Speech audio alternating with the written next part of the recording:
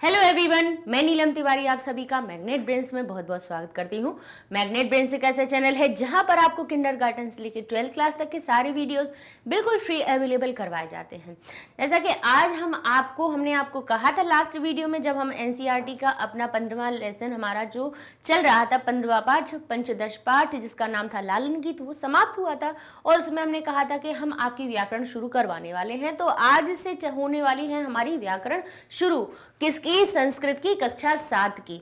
अच्छा, कक्षा 7 संस्कृत में हम जो आपको व्याकरण सिखाएंगे उसमें हम सबसे पहला जो टॉपिक लेने वाले हैं वो है वर्ण। वर्ण क्या होता है, कहाँ से इसकी उत्पत्ति हुई है और क्या इनके प्रकार होते हैं, क्या इनके उच्चारण स्थान होते हैं, ये सब चीजें हम आज इस वीडियो में पढ़ेंगे। तो चलते हैं। जैसे कि आपको दिख ही रहा होगा कि यहाँ लिखा है वर्ण विचार। ठीक है, वर्ण विचार का मतलब है, हम देखेंगे कि जो हम भाषा, अगर हम वर्ण की बात करें तो पहले हमें भाषा, हम चलते हैं भाषा को बताते हैं, क्योंकि ये जो वर्ण है उनका प्रयोग कहाँ होता है, हमारी भाषा में होता है। जैसे कि अभी हम जो बोल रहे हैं आपको, उसमें आपको दिख रहा होगा कि कोई ना कोई अक्षर को जोड़कर हम शब्द बना रहे हैं, शब्द को हम वाक्य बना रहे हैं और आप तक पहुंचा रहे हैं। तो भाषा का मतलब क्या हुआ, हमारे मन में जो भाव हैं उनको प्रकट करने के लिए हमने जिस चीज का सहारा लिया वो भाषा हो गई। ठीक है, अब यही लिखित मौखिक भी होती है, सांकेतिक भी होती है। कभी कभी हम इशारों से भी कोई बातें करते हैं, वो सांकेतिक भाषा होती है। हाँ, अब के जैसे कहा किसी ने आपको पानी चाहिए और हमने सिर्फ सिर हिला दिया, वो सांकेतिक भाषा हो गई। कुछ चीज चाहिए और हमें बोलना था लेकिन हमने बोला नहीं, हमने सिर्फ ऐसे सिर हिला दिया और हम समझ जाएंगे कि ये हाँ में बात कर रहे हैं, अर्थात ये सांकेतिक भाषा हो गई। लिखित मौखिक क्या होती है? लिखित यानी किसी चीज को हम लिख कर बताएं, और मौखिक होती है जो अभी हम आपको बता रहे हैं, जो देखो बोलते जा रहे हैं, मुख से बोले जाने वाली भाषा मौखिक हो गई। अच्छा, इन सब को प्रकट करने के लिए जरूरत किसकी पड़ती है? हमें पड़ती है वर्णों की जरूरत।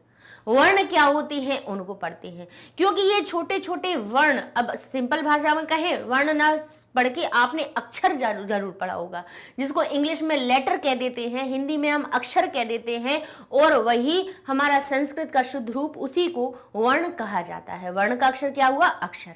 अब अक्षर कौन से होते हैं? कहेंगे हमने हिंदी की वर्णमाला में तो आपने अक्षर पढ़े ही होंगे, जैसे कि अ से लेके ज्ञ तक। छोटे अ से हम अह तक पढ़ते हैं, पहले हम स्वर पढ़ते हैं, छोटा आ से लेके आहा तक पढ़ लेते हैं, फिर का से लेके ज्ञा तक पढ़ते हैं। तो भाई अक्षर तो हमारे जाने पहचाने हैं ही, क्योंकि हम अभी हिंदी में तो चलिए, संस्कृत तो अभी 6th क्लास से आई, लेकिन हिंदी में तो हम पढ़ते हुए आ रहे थे ना, का में ए की मात्रा, का में ओ की मात्रा, मात्राएं लगाना सीखी, जिससे कि हम हिंदी पढ़ना सीखे।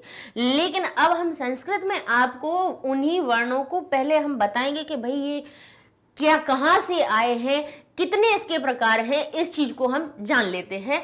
तो सबसे पहले वर्ण को समझते हैं कि वर्ण क्या है, कि वर्ण भाषा की सबसे छोटी इकाई है।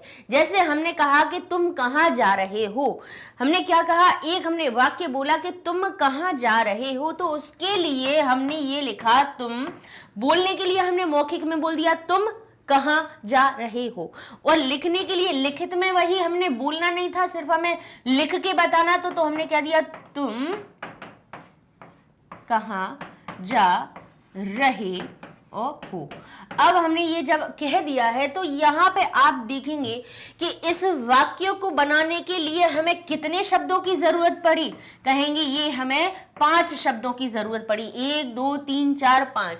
अब ये 5 शब्द जो बने वो किससे बने? वो कहेंगे त में हमारे पास ऊ की मात्रा मिली, फिर इसमें माँ भी हमने जोड़ दिया, तब हमारे पास क्या बना, ये तुम बना।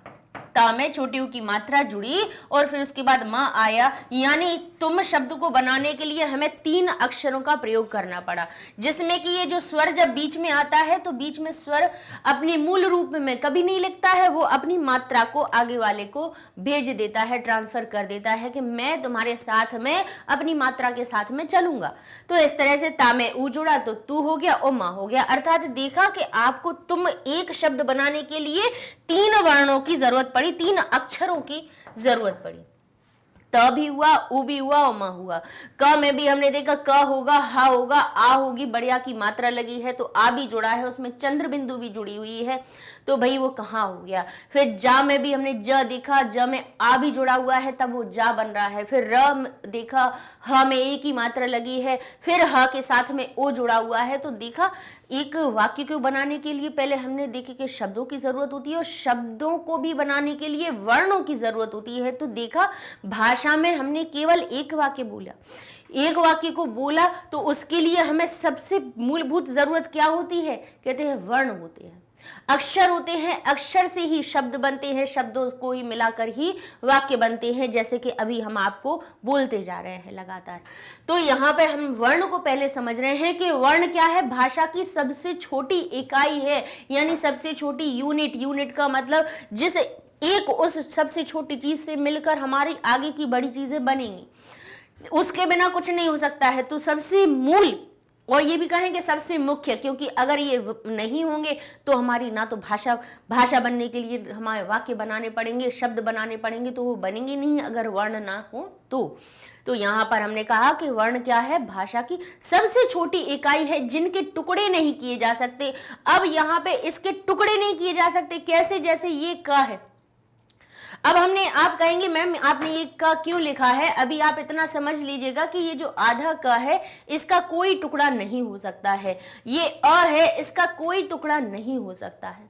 कहते हैं अब इसका, जैसे तुमको तो हमने तोड़ लिया, तुमको कैसे तोड़ा कि त को हटा दिया, ऊ को हटा दिया, माँ को हटा दिया। भाई एक शब्द को तो हमने अक्षरों में तोड़ दिया, लेकिन अब कहें कि इन अक्षरों को तोड़ा जा सकता है क्या, ता को तोड़ा जा सकता है, तो ता को नहीं तोड़ रहे हैं। ऊ को नहीं तोड़ा जा सकता है, ऊ और किसी चीजों से नहीं मिलकर बना है, माँ और किन्हीं दूसरी चीजों से मिलकर नहीं बना है, इन्हें तोड़ा नहीं जा सकता है, इनके टुकड़े नहीं किए जा सकते हैं। तो ये ही वर्ण हमारे कहलाते हैं। ठीक है, अब ये हमारे वर्ण हो गए।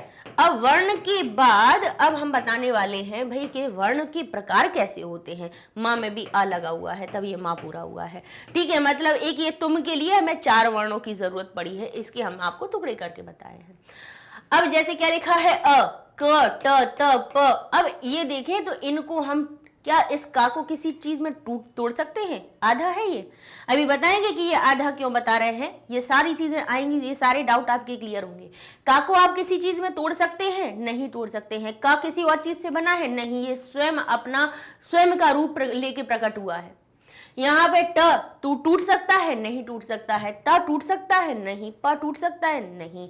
तो संस्कृत इदानीम कितने कहेंगे, 48 वर्णानाम प्रयोगा भवति, यानी संस्कृत में इस प्रकार से 48 वर्ण प्रयोग होते हैं। ते मुख्यतया भाग त्रयेण विभक्ता संति, ते यानी वे मुख्यतया मुख्य रूप से भाग त्रयेण 3 भागों के द्वारा विभक्ता संति विभक्त है।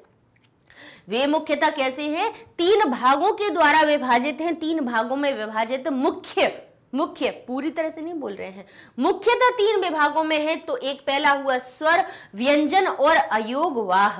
तो अभी हम पहले आपको स्वर और व्यंजन पढ़ाएंगे, बाद में हम आपको अयोगवाह भी बताएंगे। ठीक है, तो पहले हमने मुख्य रूप से तोड़ा वर्ण को, तो एक स्वर और व्यंजन में विभाजित हुआ। और इसी का एक और प्रकार हमारा जो बन जाता है वो होता है अयोगवाह।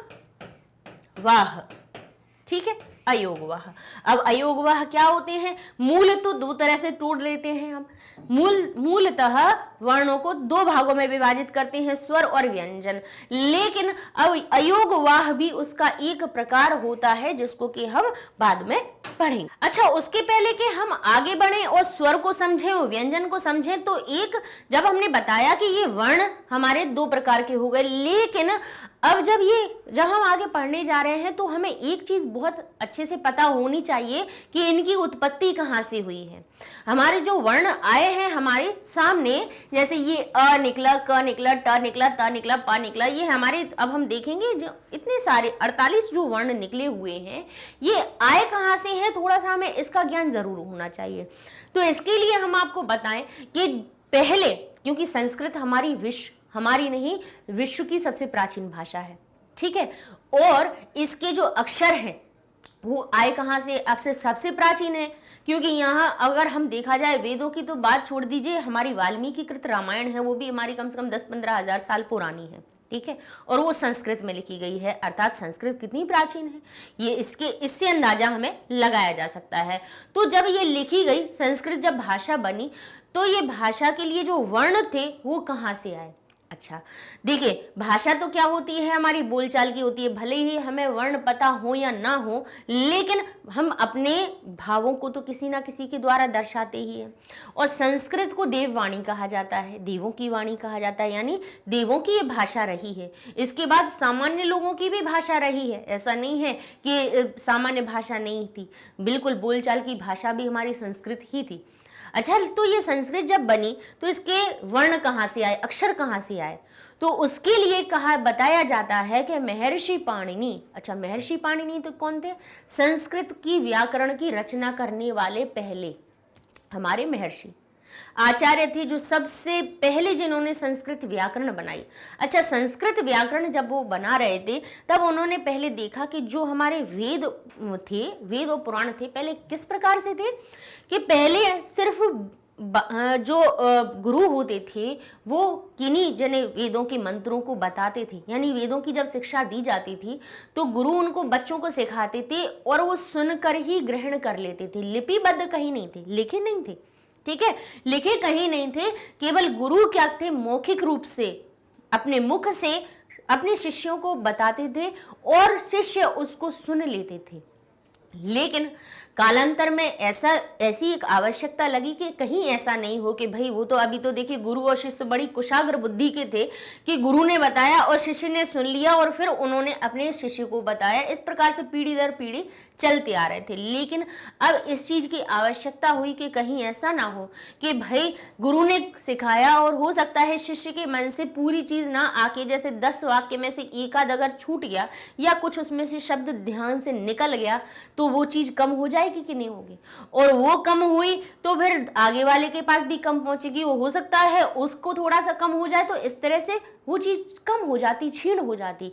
तो सोचा कि इन चीजों को लिपिबद्ध कैसे किया जाए। तो करने के लिए भाई भाषा की जरूरत, भाषा किससे बनेगी? वर्णों से। अब वर्ण कहाँ से आए, वर्ण कहाँ से आए? तो इसके लिए महर्षि पाणिनि ने हमारे भगवान जो शिव हैं, शिव शंकर हैं, उनकी आराधना की। जब उनकी आराधना की तब उन्होंने प्रसन्न होकर जब नृत्य किया और नृत्य के समय उन्होंने अपने डमरू को 14 बार बजाया। कितनी बार बजाया? 14 बार बजाया। 14 बार जब बजाया तो उसमें से जो ध्वनियां निकली, 1 2 3 4 ऐसे करके 14 बार जो ध्वनियां निकली, उन्होंने उन महर्षि ने उन ध्वनियों को ऐसे एक एक क्रम में विभाजित कर दिया कि पहली ध्वनि से ये निकले, दूसरी से ये निकले, तीसरी से ये निकले, इस प्रकार से उन्होंने विभाजित किया और वो ही 14 ध्वनियों को माहेश्वर सूत्र कहा जाता है। माहेश्वर सूत्र कहा जाता है। कहते हैं माहेश्वर सूत्र के जो 14 सूत्र होते हैं उनके अंदर हमारे सारे स्वर और व्यंजन होते हैं। स्वर और व्यंजन जो निकले हैं, जो वर्ण निकले हैं, उनकी उत्पत्ति उन 14 सूत्रों से ही हुई है। ये हमें पता होना चाहिए। आगे हमने 9th 10th क्लास में माहेश्वर सूत्र के बारे में, वर्ण के बारे में बताया है। 6th क्लास में भी हमने उसको बताया है और अभी भी हमने इसीलिए आप लोगों को बताया कि माहेश्वर सूत्र हमें पता होना चाहिए। तो अब माहेश्वर सूत्र को देख लेते हैं, क्योंकि वर्ण जब पढ़ रहे हैं तो माहेश्वर सूत्र नहीं पढ़ा तो वर्ण की जानकारी आपकी अधूरी। तो देखिए यहां से लेके अ से लेके ल तक, ये हमारे यहाँ देखेंगे आपकी वर्णमाला के सारे अक्षर हैं। अ ई उ ण, री री क, ऐ ए ओ इंग, ऐ औ च, फिर ह य व र ट, फिर ल ण, य म न ण न, म झ भय, घड धश, कहते हैं जब गड दश, फिर कहेंगे ख फ छ ठ थ, फिर च ट त व, क प य, श स श श स र और हल। अब इन ध्वनियों में भी हम आपको बताएं कि देखिए पहले के 4 सूत्र देखिए तो उसमें आपको स्वर मिल जाएंगे और बाकी 5 से लेके 14वें सूत्र तक आपको सारे व्यंजन मिल जाएंगे।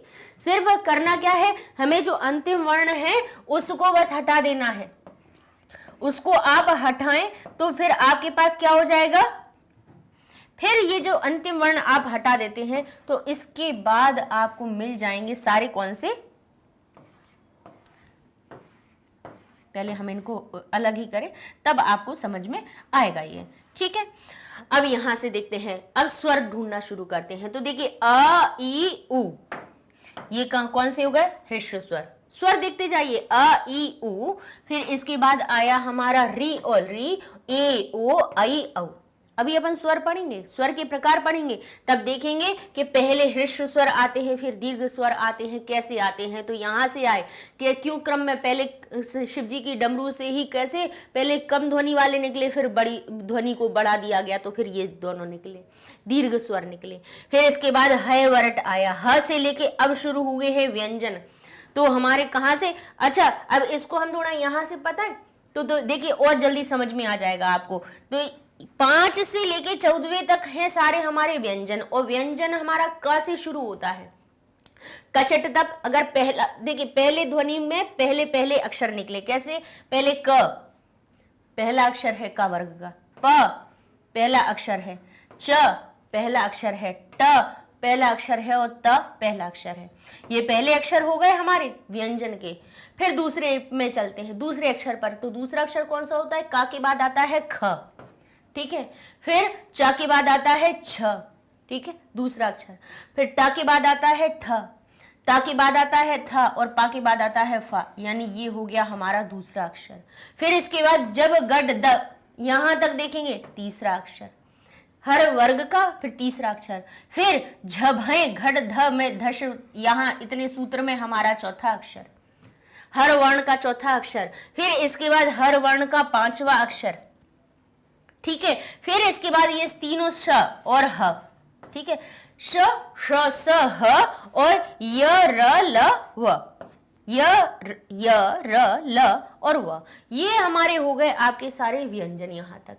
तो कहां से निकली है वर्णों की उत्पत्ति, कहां से हुई है? हमारे माहेश्वर सूत्रों से हुई है, ये हमें पता होना चाहिए। और संस्कृत की उत्पत्ति हुई है तो फिर हिंदी के, तो फिर संस्कृत से आए ही है, हिंदी के तो अलग से कहीं आए नहीं है। संस्कृत हमारी भाषा पहले पाली के रूप में परिवर्तित हुई, फिर प्राकृत में परिवर्तित हुई, फिर अपभ्रंश हिंदी बनी, और अपभ्रंश से फिर हमारे सामने ये हिंदी का जो मूल स्वरूप है 1-2 हजार साल पहले का है, ज्यादा पुराना नहीं है।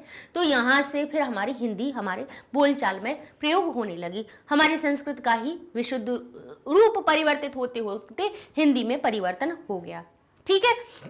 तो ये हो गए हमारे वर्ण। अब यहाँ पे स्वर और व्यंजन अब जब सबकी समझ में आ गए हैं तो अब हम बता देते हैं स्वरों को टुकड़े करके। तो पहले अब हम किनको समझ लेंगे? स्वरों को समझ लेंगे। तो जो वर्ण निकल के आए हैं उनको किस में तोड़ा गया था? तोड़ा गया था 2 विभागों में। कौन से 2 विभागों में? स्वर और व्यंजन में। तो पहला विभाग था हमारा स्वर, पहला भाग स्वर है। अब स्वर को भी देखेंगे कि स्वर कितने भागों में टूटा है। 2 भागों में टूटा है, मूलतः 2 भागों में टूटा है। कैसे? अब पढ़ते हैं। स्वर होते क्या हैं? जिनका उच्चारण जब हम करें तो किसी दूसरे वर्ण की ध्वनि की हमें आवश्यकता नहीं पड़े, किसी की सहायता ही नहीं लेनी पड़े और हम अपना स्वर बोल दिया जाए। जैसे कहा अ, अब आ को जब हमने बोला तो आ को बोलने में हमें किसी प्रकार की कोई दूसरी ध्वनि सुनाई नहीं दे रही है। सुन के देखिए, कोशिश कीजिए, मन में ई बोलिए, ई के अलावा कोई ध्वनि आपकी दूसरी आ रही है क्या? नहीं आ रही है। अब आप कहेंगे ऐसे तो किसी में भी नहीं आती है, तो अब हम आपको कह देते हैं की। अब की जब आपने बोला तो बताइए इसमें को क्या क्या आवाज आई? एक तो का की भी ध्वनि आई और ई की भी ध्वनि आई, यानी यहां पर स्वर मिला के ही व्यंजन बोला गया। अब आप कहेंगे ठीक है, ये तो मात्रा अकेली लगाई गई इसलिए की बोल दिया गया। क को तो हम बोल सकते हैं, का को बोलेंगे तो का तो अपनी ध्वनि लेके चलेगा, लेकिन उच्चारण करने की कोशिश कीजिए उच्चारण क का, तो होगा क, और क जैसे ही बोलोगे अ उसमें अपने आप ही स्वतः निकल के आ जाएगा। यानी कि व्यंजन जो क ख ग घ ङ, क से लेके जितने सारे व्यंजन हमारे बनते हैं वो सभी क्या होते हैं? बिना स्वर की सहायता के उनको बोला नहीं जा सकता है। लेकिन स्वर ऐसे होते हैं अपनी ध्वनि स्वयं के पास स्वतंत्र होती है, इनको बोलने के लिए किसी की जरूरत नहीं पड़ती है। अ स्वतंत्र बोल दिया गया, आ ई सबकी अपनी अपनी ध्वनि निकल रही है, अलग निकल रही है, किसी की जैसी समान नहीं है। ए आए ऊ औ सबकी ध्वनि अलग अलग, किसी को किसी की जरूरत नहीं पड़ी तो वो स्वर हो गए, ठीक है। अच्छा, कहते हैं जैसे अ आ ई उ री री, री, री में एक और दीर्घ मात्रा बना लीजिएगा, क्योंकि री हमारे री और री दोनों होते हैं, ह्रस्व दीर्घ दोनों होते हैं। फिर री, फिर ए आई ओ औ, ठीक है। इस प्रकार से ये स्वर कहलाते हैं। स्वरों को किन भागों में बांटा जाता है? 2 भागों में बांटते हैं।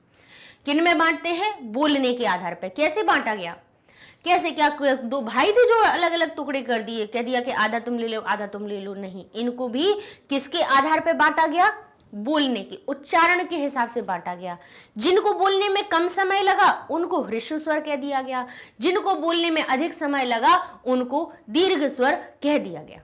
अच्छा, अब इसी जो ध्वनि को कहते हैं ना कि कम ध्वनि लगी, कम समय लगा, ज्यादा समय लगा, उसी को समय ना कह के हम मात्रा कह देते हैं।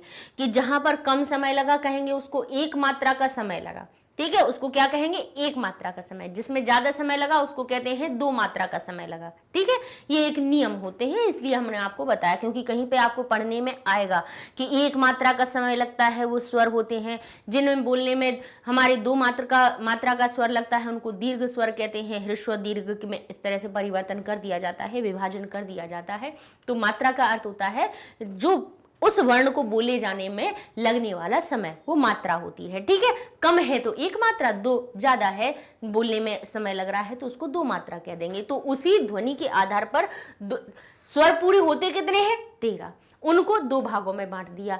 किन किन में? 5 ह्रस्व स्वर के हिसाब से हो गए और 5 8 के हो गए, क्योंकि इन स्वरों को बोलने में 1 मात्रा का समय लगेगा, अर्थात कम समय लगेगा। जैसे अ, ई, उ, री और री। अब इसी के बाद इनमें आए तो कहें आ। अब देखिए आ को बोलने में अधिक समय लगा, अर्थात इसमें 2 मात्राएं लगी, मतलब 2 मात्रा का समय लगा, यानी एक थोड़ा ज्यादा समय, ठीक है। इतना समझ में आ गया। फिर कहें ई, उ, री, ए, आई, ओ, औ। इनको अ, ई, उ, री, ली इस तरह से नहीं बोला गया, इनको बोलने में अधिक समय लगा। तो हमने ये स्वरों का वर्गीकरण किया कि स्वर जो होते हैं वो 2 प्रकार के होते हैं, ह्रस्व होते हैं, दीर्घ होते हैं। अच्छा, ये हम क्यों बता रहे हैं? इनकी आवश्यकता क्या पड़ने वाली है? क्योंकि इस वर्ण के बाद में हम आपको संधि सिखाएंगे। जब संधि सिखाएंगे तब ये स्वर व्यंजन सब प्रयोग में आने वाले हैं। तो सबसे पहले हमें इन चीजों का ज्ञान तो होना चाहिए कि स्वर क्या होते हैं, व्यंजन क्या होते हैं। तो स्वर 13 हो गए, ह्रस्व और दीर्घ इस प्रकार से विभाजित है 5 और 8 में। अच्छा, इनको थोड़ा विस्तार से समझा दें। ह्रस्व दीर्घ समझाने के बाद हम इसके 2 प्रकार आपको और बता देते हैं। जैसे कि ह्रस्व तो हमारे 5 हैं ही, कौन से? अ, ई, उ, री, री, 5। लेकिन इन दीर्घ वालों को के भी थोड़े टुकड़े कर दिए और उसका वर्गीकरण कर दिया गया। तो दीर्घ में जो मूल दीर्घ निकले वो कौन से निकले? अ को बड़ा कर दिया गया तो हो गया आ, ई को बड़ी कर दी गई हो गई ई, उ को बड़ा कर दिया गया उ, री को बड़ा कर दिया गया री। अब कहेंगे री का नहीं होता है दीर्घ, बोले नहीं, री अपने मूल रूप में ही रहती है। फिर कहते हैं अब तो फिर ए आई ओ औ भी तो हमने दीर्घ में ही पढ़ा था अभी, जबकि हमने लास्ट अपनी स्लाइड में देखा था यहाँ पे ए आई ओ औ को भी हमने दीर्घ में पढ़ा था। ये दीर्घ में भी एक हमने अलग प्रकार कर दिया कि ए आई ओ औ ये संयुक्त हमारे स्वर होते हैं। क्या होते हैं? संयुक्त स्वर।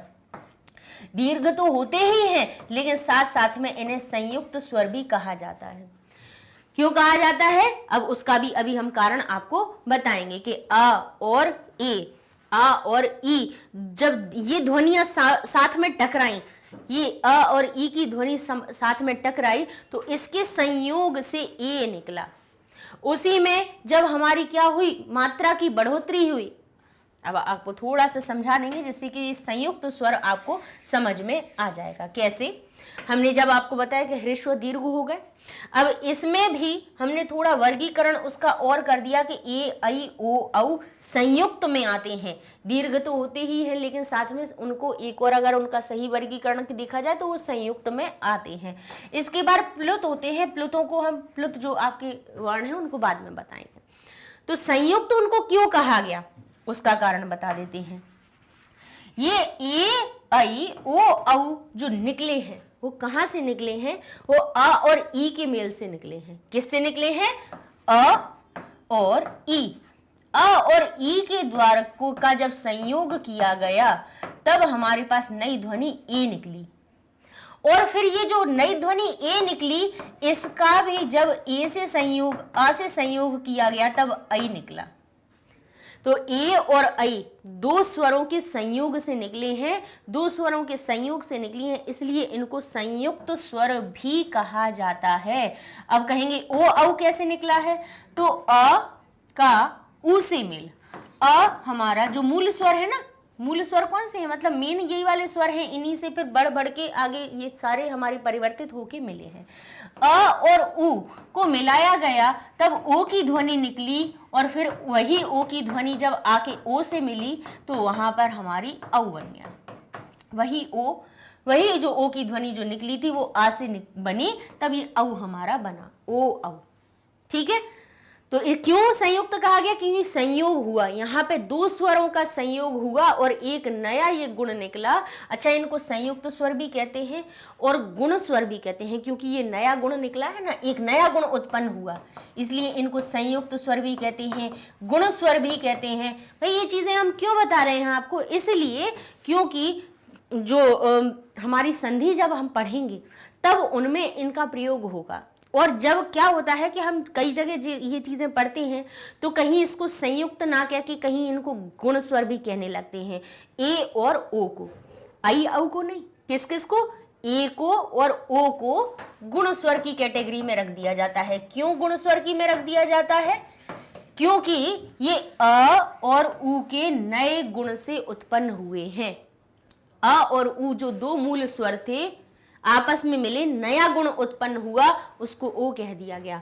अ और ई दोनों क्या हुआ, साथ में जुड़े, नया गुण निकला, इसीलिए ए को ये क्या कह देते हैं, गुण स्वर कह देते हैं। ठीक है, फिर कहेंगे जब वो नया गुण अ से मिला था तब एक मात्रा की वृद्धि हो गई, इसमें ए में एक मात्रा की वृद्धि हो गई, तो इनको फिर गुण स्वर ना कह के इनको वृद्धि स्वर भी कहा जाता है। ये हम क्यों बता रहे हैं, क्योंकि ये संधि में आपके काम में आएंगे। इनको वृद्धि स्वर भी कह दिया जाता है, औ को भी वृद्धि स्वर कह दिया जाता है। इसमें हमने और अंदर के अंदर जाके आपको बता दिया। ठीक है, इतना समझ में आया। और आप कहेंगे ये वाले कहाँ से आए थे दीर्घ, ये वाले भी इन्हीं से आए थे, तो इनको ह्रस्व स्वर भी कहा जाता है और इनको मूल स्वर भी कहा जाता है, क्योंकि ये बेस है, आधार है, ये सभी पूरे स्वरों के आधार यही है। क्योंकि भाई ये जो अ आया ये तो एक छोटा आ था, जब इसी में ही एक मात्रा बढ़ाई गई तभी तो ये दीर्घ बना, बड़ा हो गया। ई में भी एक मात्रा बढ़ी तभी तो ये ई बनी।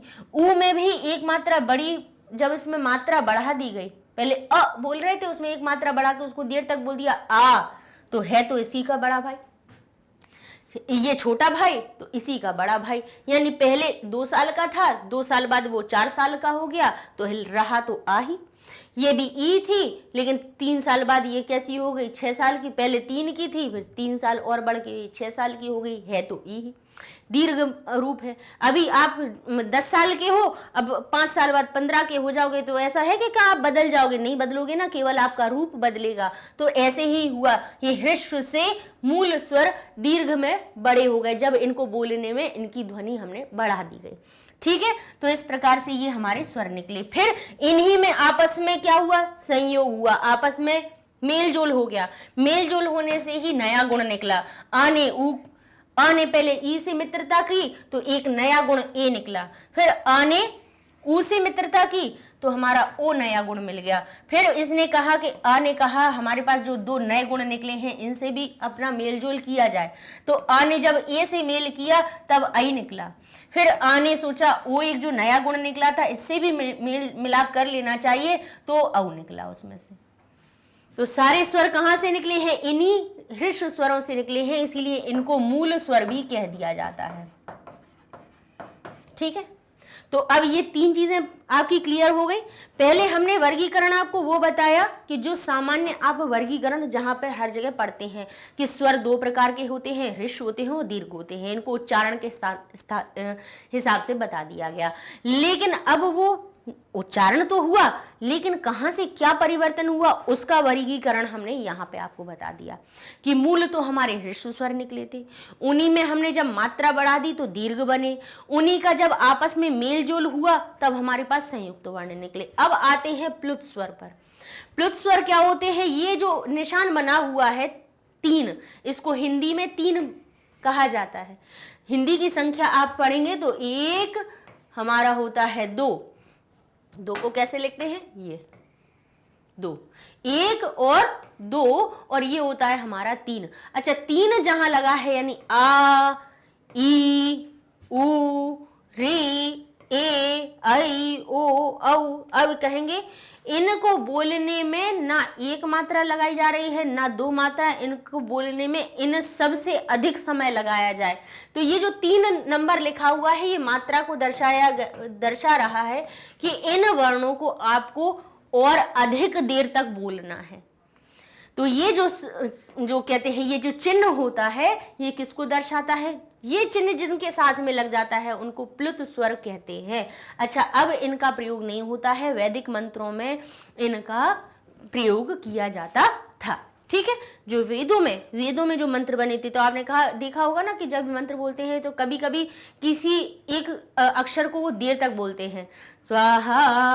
अब जो वो बोल रहे हैं तो अपने मन से एक ध्वनि बना के नहीं बोल रहे हैं कि अपने हिसाब से वो उन्हें गाने का अच्छा लग रहा है, गाना अच्छा गा के बोलना अच्छा लग रहा है, नहीं। ये जहाँ पे ये एक लिख दिए जाते हैं जिन मंत्रों के साथ में, उस अक्षर को देर तक बोला जाता है, इसलिए ये हमारी जो प्लुत स्वर है अब मंत्रों में प्रयोग होते थे, वैदिक मंत्रों में प्रयोग होते थे। अब हमारी जो लौकिक चल रही है संस्कृत, इसमें इनका प्रयोग नहीं होता है। ठीक है, तो स्वर अब समझ में आ गए। स्वर क्या हुए? ऐसे अक्षर जिनको बोलने में किसी की सहायता नहीं ली गई, वो स्वर होते हैं। स्वर कितने प्रकार के होते हैं? तो हमने पहले सामान्य वर्गीकरण किया जिसमें बताया ह्रस्व और दीर्घ, लेकिन फिर उसको और हमने डिटेल में इसलिए बताया कि जो मूल स्वर जो होते हैं उनसे ये दीर्घ, संयुक्त और प्लुत कहाँ से निकले हैं। प्लुत को हटा दे तो संयुक्त और दीर्घ ये कहाँ से निकले हैं? तो मूल स्वरों से ही इन दोनों की उत्पत्ति हुई है, इसलिए हमने ये वर्गीकरण आपको बता दिया। ठीक है, अच्छा, उच्चारण में भी बता दिया कि इनकी संख्या ये 4 है। इनके उच्चारण स्थान में 2 मात्राओं का समय लगता है। इनकी संख्या भी 4 है। कौन से? संयुक्त की। इन्हें उच्चारण में 2 मात्राओं का समय लगता है और इन्हें बोलने में 3 मात्राओं का समय लगता है, जो कि ये 3 शब्द लिखा हुआ है ये बता रहा है। ठीक है, अब आगे चलते हैं। तो वर्ण में अब हमने जब स्वर पढ़ लिए तो व्यंजन पढ़ते हैं। अब व्यंजन क्या होते हैं? अक्षर ही होते हैं, लेकिन जिन वर्णों को हम कहते हैं बिना स्वर के नहीं बोल सकते हैं, लिख तो सकते हैं, लिखने का मना नहीं कर रहे हैं। जैसे क लिखना है तो आधा का अपन लिख सकते हैं बिना स्वर का, लेकिन इन्हें हम बिना स्वर की सहायता के बोल नहीं सकते हैं। तो बोलिए क। अब का को ऐसे बोलने की कोशिश कीजिए अकेला कि उसमें से आ की ध्वनि अंदर से ना निकले। क कितना भी बोलोगे अ तो अपने आप ही आ जाएगा। तो क से लेके ह तक के जितने भी हमारे वर्ण होते हैं वो सारे कैसे होते हैं? व्यंजन कहलाते हैं। उन वर्णों को क्या कहा जाता है? व्यंजन कहा जाता है। तो क, अब जैसे हमने कहा क, उसमें 2 वर्ण है क और अ। क इसमें व्यंजन है और अ उसमें स्वर है। स्वर की सहायता से ही उनको बोला गया। उस अक्षर को, इस क वर्ण को अ की सहायता से ही बोला गया, इसीलिए जिसके लिए सहायता की जरूरत पड़े वो हमारे व्यंजन हो जाते हैं। ठीक है, अब कहते हैं कितने होते हैं? क से लेके ह तक के कितने व्यंजन होते हैं? 33 वर्ण होते हैं। कितने होते हैं? 33।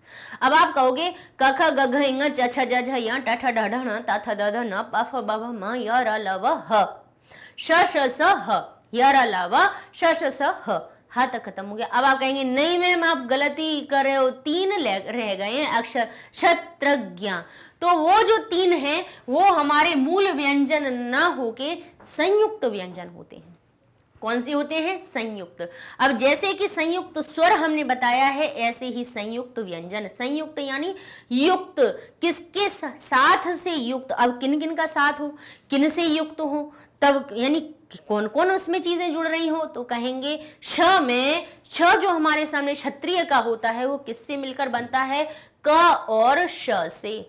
संयुक्त व्यंजन कौन कौन से, जैसे क्षत्रज्ञ तो ठीक है, हमने ये 3 पढ़ लिए, हमारी वर्णमाला में हमने हिंदी में पढ़े हैं क्षत्रज्ञ।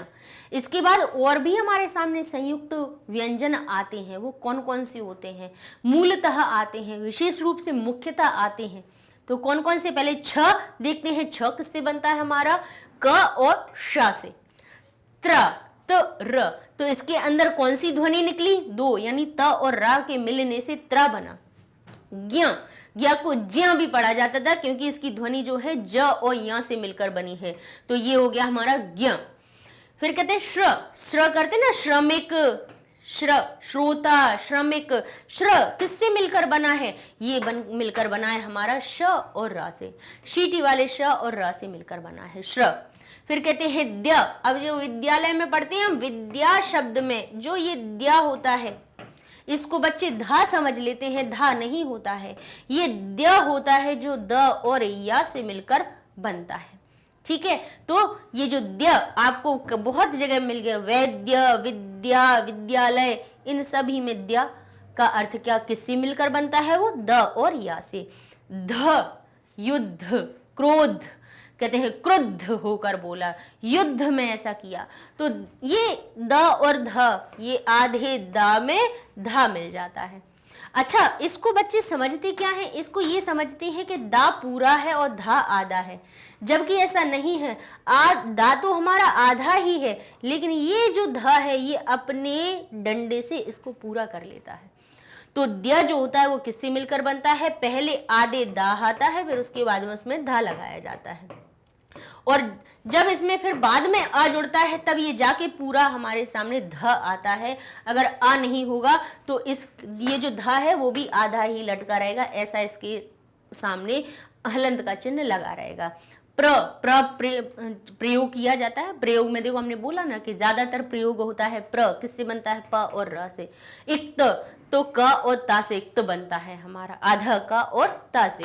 तो ये संयुक्त व्यंजन हो गए। संयुक्त व्यंजन का मतलब कैसा, कि व्यंजन तो हो, मूल व्यंजन में भी 2 मूल व्यंजन मिलकर जो नए व्यंजन बनाते हैं उनको हम क्या देते हैं, संयुक्त व्यंजन। जैसे क्षत्रज्ञ तो मूल होते ही हैं, आ ही जाते हैं, अपनी वर्णमाला में सबसे अधिक हम पढ़ते हैं। साथ में श्र भी आता है, द्या भी आता है, ध आता है, द और ध, प्र, इक्त, ये इस प्रकार के हमारे व्यंजन हो जाते हैं। तो व्यंजन का हम वर्गीकरण भी देखे लेते हैं कि वर्ग वाले व्यंजन कितने हैं। 33 व्यंजनों को अगर हम तोड़ें तो कौन कौन से हैं, कहेंगे पहले वर्गीय हम व्यंजनों को देख लेते हैं। अवर्गीय कैसे, यानी इनकी अपनी, वर्ग का मतलब मान लीजिए फैमिली, इनका अपना अपना परिवार है। जैसे का फैमिली कहेंगे, का वर्ग अपने आप में 5 अक्षरों को लेके चलता है। किनको लेके चलता है, का को, क, ख, ग, घ, इंगा, सबकी ध्वनि एक ही जगह से निकल रही है, कंठ से निकल रही है।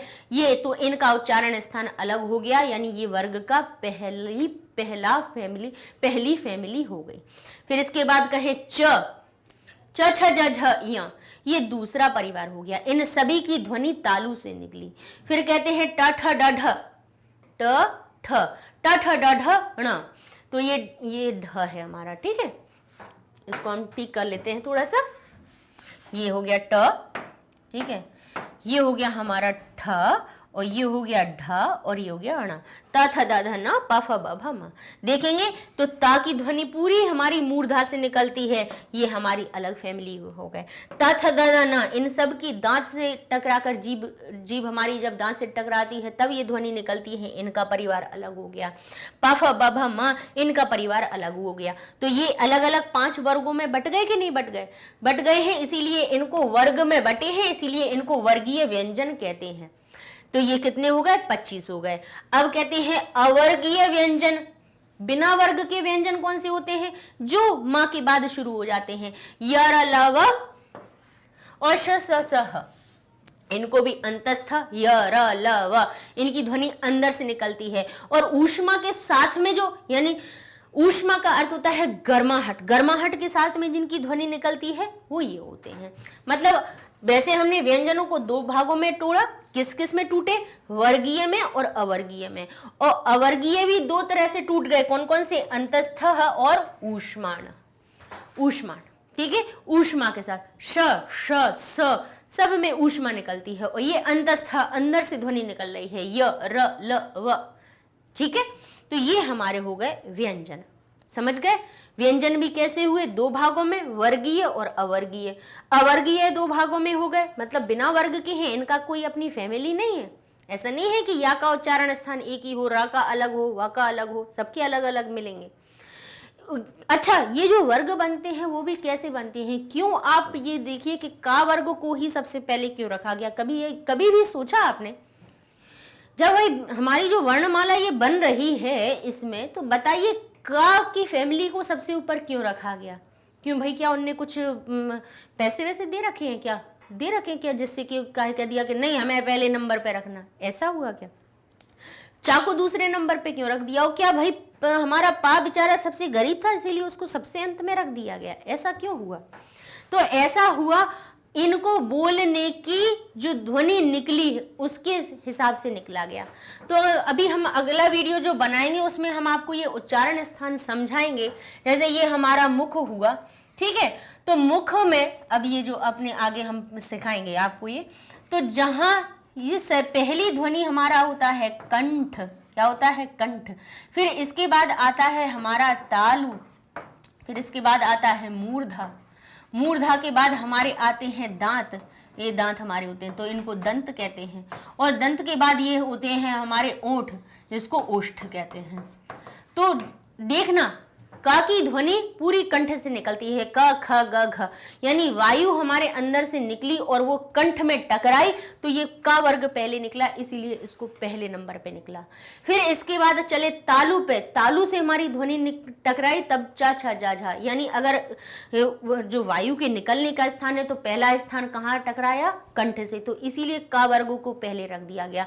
दूसरे स्थान पे तालु से टकराई, इसीलिए चा छा जा झा को फिर रख दिया गया। फिर मूर्धा, अब मूर्धा क्या कहेंगे? आप कहेंगे नहीं समझ में आ रहा कि मुंह में मूर्धा क्या होता है, तो दांत के पीछे थोड़ा अपनी जीभ को टच करके देखिए, टच करके देखिए, जो उठा हुआ सा स्थान लग रहा है वो मूर्धा है, और उसके पीछे जो गहरा सा स्थान है वो हमारा तालु है। क्या है वो? तालु है। मूर्धा उठा हुआ स्थान हो गया। इसके बाद दांत आते हैं और उसके बाद ओष्ठ आते हैं। तो च छ ज झ कहाँ टकरा रही है? तालु पे। टा ठा डा ढा मूर्धा में टकरा रही है जीभ। ता था दा धा दांत से टकरा रही है जीभ। इसके बाद कहें पाफा बाभा ओंठ से टकरा रही है। तो भाई निकलते निकलते अंतिम जो हमारा मुख का भाग रह गया था वो ओष्ठ रह गया था, इसीलिए पा वर्ग का हमें अंतिम नंबर पे आए। ऐसे ये वर्ग के हमारे उच्चारण स्थान के हिसाब से इनको इस क्रम में रखा गया। कि नहीं, आपको कभी ऐसा मन में नहीं आया कि क्यों ता को हमने ताथा दाधा से शुरू कर लेते, पाफा बाभा से शुरू कर लेते, क्यों ऐसा नहीं किया? तो ये क्यों वर्ग को का को पहले रखा गया, दूसरे नंबर पे चा को, फिर तीसरे को, फिर ता को, फिर पा को, वो इस कारण से रखे गए। ठीक है, समझ में आ गया? तो अब हम अयोगवाह को और बता देते हैं। स्वर बता दिया, व्यंजन बता दिया। स्वर या व्यंजन क्या होते हैं? वर्ग, जो हमारे अक्षर होते हैं उनके मूल भाग होते हैं। और तीसरा भाग हमने कहा था अयोगवाह होता है, क्योंकि अब आप देखिए हमने आ से लेके औ तक बता दिए, का से लेके ज्ञा तक के सब बता दिए, श्रा भी बता दिया, द्या प्र सब बता दिया। अब बच्चे क्या कहेंगे? अंग आहा, ये दोनों चीजें बची थी, ये तो मैं भूल ही गए। भूले नहीं थे, हमने क्या कहा था, इसको हम अंत में बताएंगे। वर्णों का एक और जो प्रकार होता है वो अयोगवाह होता है। अयोगवाह ये ना ही स्वर होते हैं ना व्यंजन होते हैं, इसीलिए स्वर व्यंजन पहले बताने के बाद फिर हम आए यहाँ पे अयोगवाह पे। इन्हें केवल चिन्हों से प्रदर्शित किया जाता है। ये दो होते हैं, एक होता है अनुस्वार और दूसरा होता है विसर्ग, यानी ये जो और अह, और इन्हें प्रदर्शित किससे किया जाता है? हमारे चिन्हों से। इसको बिंदी से, इसकी दो बिंदी जो भी किसी भी वर्ण के पीछे लग जाती हैं, और आह। अनुस्वार बिंदी, ऊपर वाली बिंदी को अनुस्वार, पीछे वाली दो बिंदियों को विसर्ग। ठीक है, ये हमारे हो गए भाई अयोगवाह। तो इस हिसाब से हमने आपको जितने भी हमारे कैसे होते हैं वर्ण होते हैं, उनके प्रकार होते हैं, कैसे वर्ग बनते हैं, इन सब चीजों को हमने इसमें आपको बता दिया।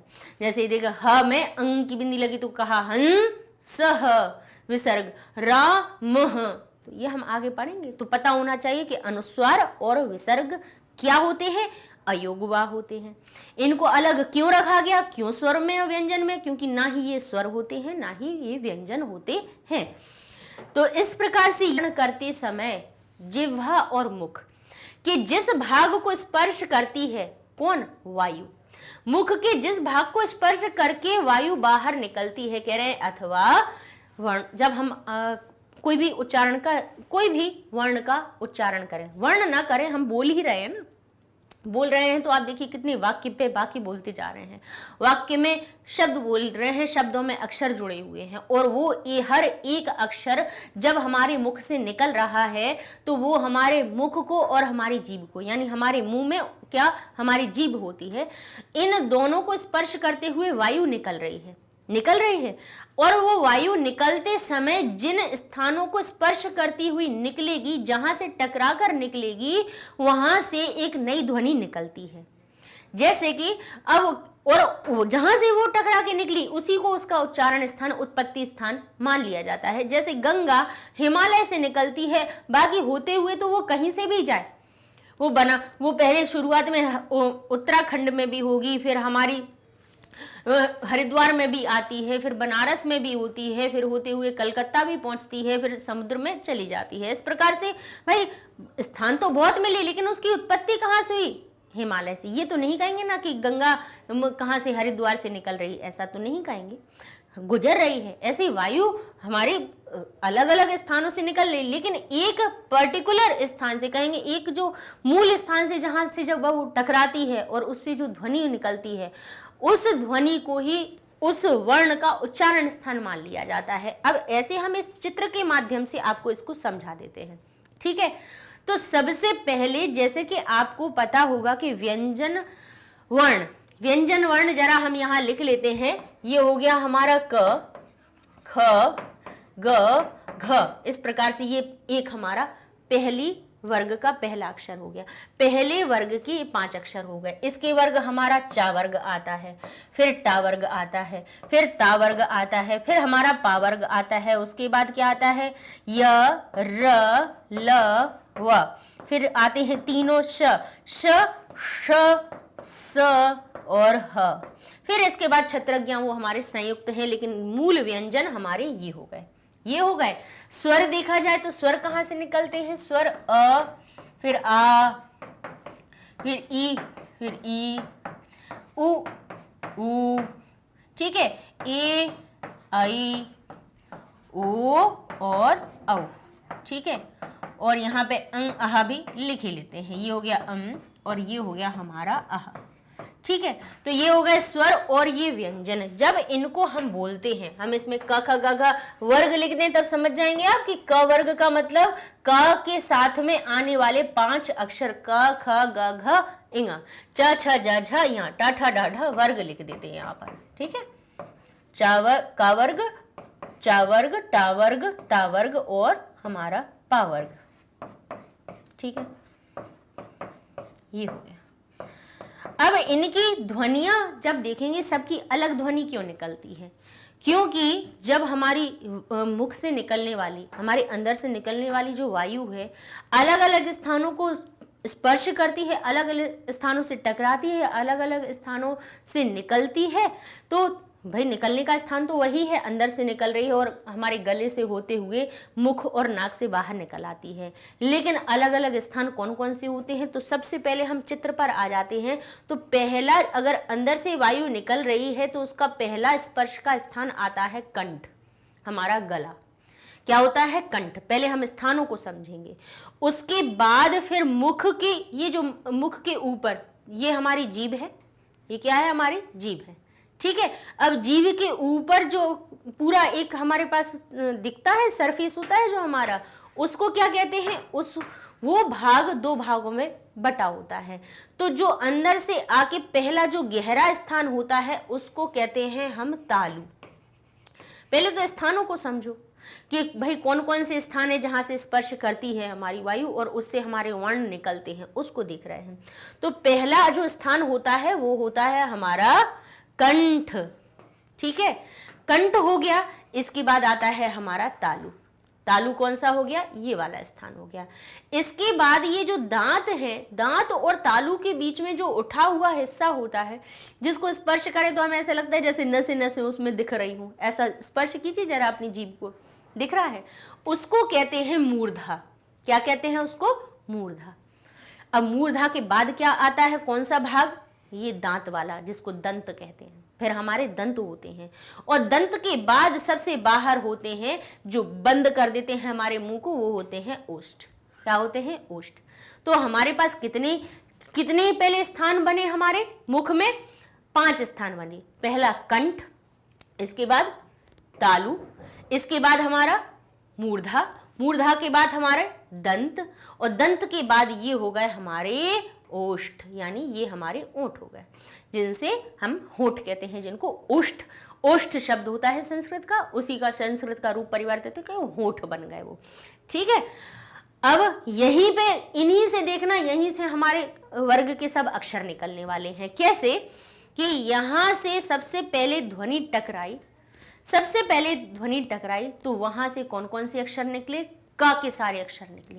पहले तो स्वर देखेंगे हम कि स्वर, क्योंकि व्यंजन के पहले स्वर आते हैं ना, तो स्वर कौन से होते हैं, अ, आ, ई, उ, ए, आई, ओ, औ। ठीक है, और री, और री।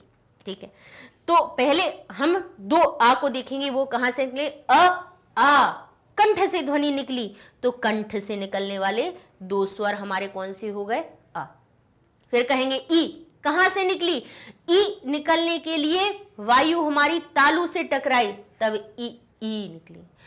ऊ को बोलने के लिए देखिए अपने आपके होंठ अलग ही तरह की प्रक्रिया करने लगे। जैसे ही बोला ऊ, तो देखो आपकी चोंच बन गई। वो कैसे बनी, होंठ, होंठ से, क्योंकि वो हमारी वायु टकरा रही है।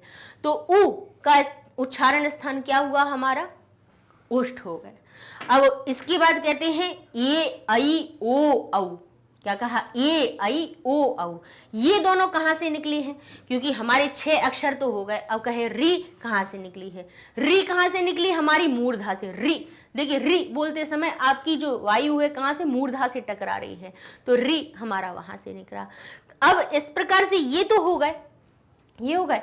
अब आप कहेंगे बताइए मैम ए, आई, ओ, औ भी तो होते हैं स्वर, वो कहाँ से, पहले हम स्वर का उच्चारण स्थान बता रहे हैं, फिर इसके बाद हम आपको व्यंजनों पर बाद में ले जाएंगे। ठीक है, अब आप सोच रहे होंगे कि ए, आई, ओ, औ कहाँ गया, तो ए, आई, ओ, औ 2 संयुक्त स्थान से निकलते हैं। कैसे संयुक्त स्थान से निकलते हैं कि कंठ की ध्वनि के साथ साथ में जब जो हमारी वायु है किससे, तालु से टकराती है।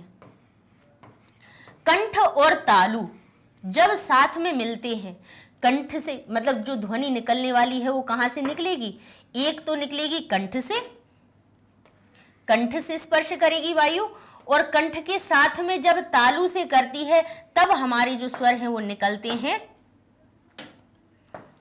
ए और आई, ए और आई। ठीक है, अब ये ए और आई हो गया। अब इसके बाद देखते हैं हम कि ओ, औ कहां से निकला, तो ओ को बोलने में बताइए अंदर से ध्वनि भी, हमारी जो वायु है अंदर से भी निकल रही है और साथ में हमारे होंठ भी हरकत कर रहे हैं, अर्थात ये भी 2 जगह से निकला। कहां कहां से निकले, कंठ से और ओष्ठ से। तो हम यहां पे लिख देते हैं, इसको समझिएगा, कंठ से, इसको ऊपर लिख देते हैं, यहां लिख लेते हैं, यहां थोड़ा सी हमारे पास स्पेस भी है। अब ये होंठ हो गए हमारे, होंठ और कंठ से जब ध्वनि साथ में निकली तब हमारे पास में बना ओ और औ, ओ और औ। देखिए ओ बोला, औ बोला, अपने आप आपके होंठों ने उनका आकार बदल दिया। तो घनी जो ध्वनि थी वो कंठ से भी निकली और साथ साथ में होंठों से भी टकराई, उनने भी प्रक्रिया की अपनी, इसीलिए इनको क्या कहा गया कि ये जो ओ, औ हैं वो हमारे कहां से निकले हैं, कंठ और ओष्ठ से। इनका क्या 2 उच्चारण स्थान, संयुक्त उच्चारण स्थान हो गया, कंठ और ओष्ठ। ठीक है, तो ये हमारे सारे स्वर हो गए। अ, आ कहां से, कंठ से, ई तालु से, हमारा कौन सा हुआ, उ हमारे कैसे निकले, होंठ से निकले। कंठ और तालु से ए, आई और ओ, औ हमारा कंठ और ओष्ठ से। ठीक है, इतनी हो गए। अब जबकि स्वर हो गए तो अब हम उच्चारण स्थान देखेंगे अपनी, कहां से, हमारे व्यंजनों पर चलते हैं। व्यंजन चलने के लिए व्यंजन का पहला वर्ग आता है क वर्ग। क वर्ग क्यों आता है? क्योंकि ध्वनि सबसे पहले कंठ से टकराती है, इसलिए क ख ग घ सबसे पहले हम व्यंजनों में लिखते हैं, क्योंकि ध्वनि का पहला नंबर का स्थान हमारा कंठ होता है और कंठ से निकलने वाली ध्वनि हमारी कौन सी होती है? क होती है। इसीलिए स्वरों में भी आ को पहले रखा जाता है और व्यंजनों में भी क को पहले रखा जाता है। ठीक है, तो ये हमारे हो गए का वर्ग के सारे अक्षर, यानी क, ख, ग, घ और इंग। इंगा को छोड़ देते हैं, इंगा हमारे नासिका में आ जाएगा। क ख ग घ ये अक्षर हमारे कौन से हो गए? सारे कंठ से हो गए। इसके बाद कौन सा हिस्सा आया दूसरे नंबर का? तालु।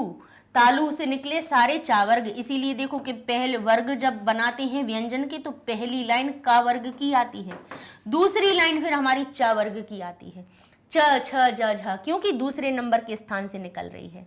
ठीक है, दूसरे नंबर के तालु से ये चा वर्ग की अक्षर निकलते हैं, इसीलिए इसको तालव्य भी कहते हैं, तालु से स्पर्श होने वाले।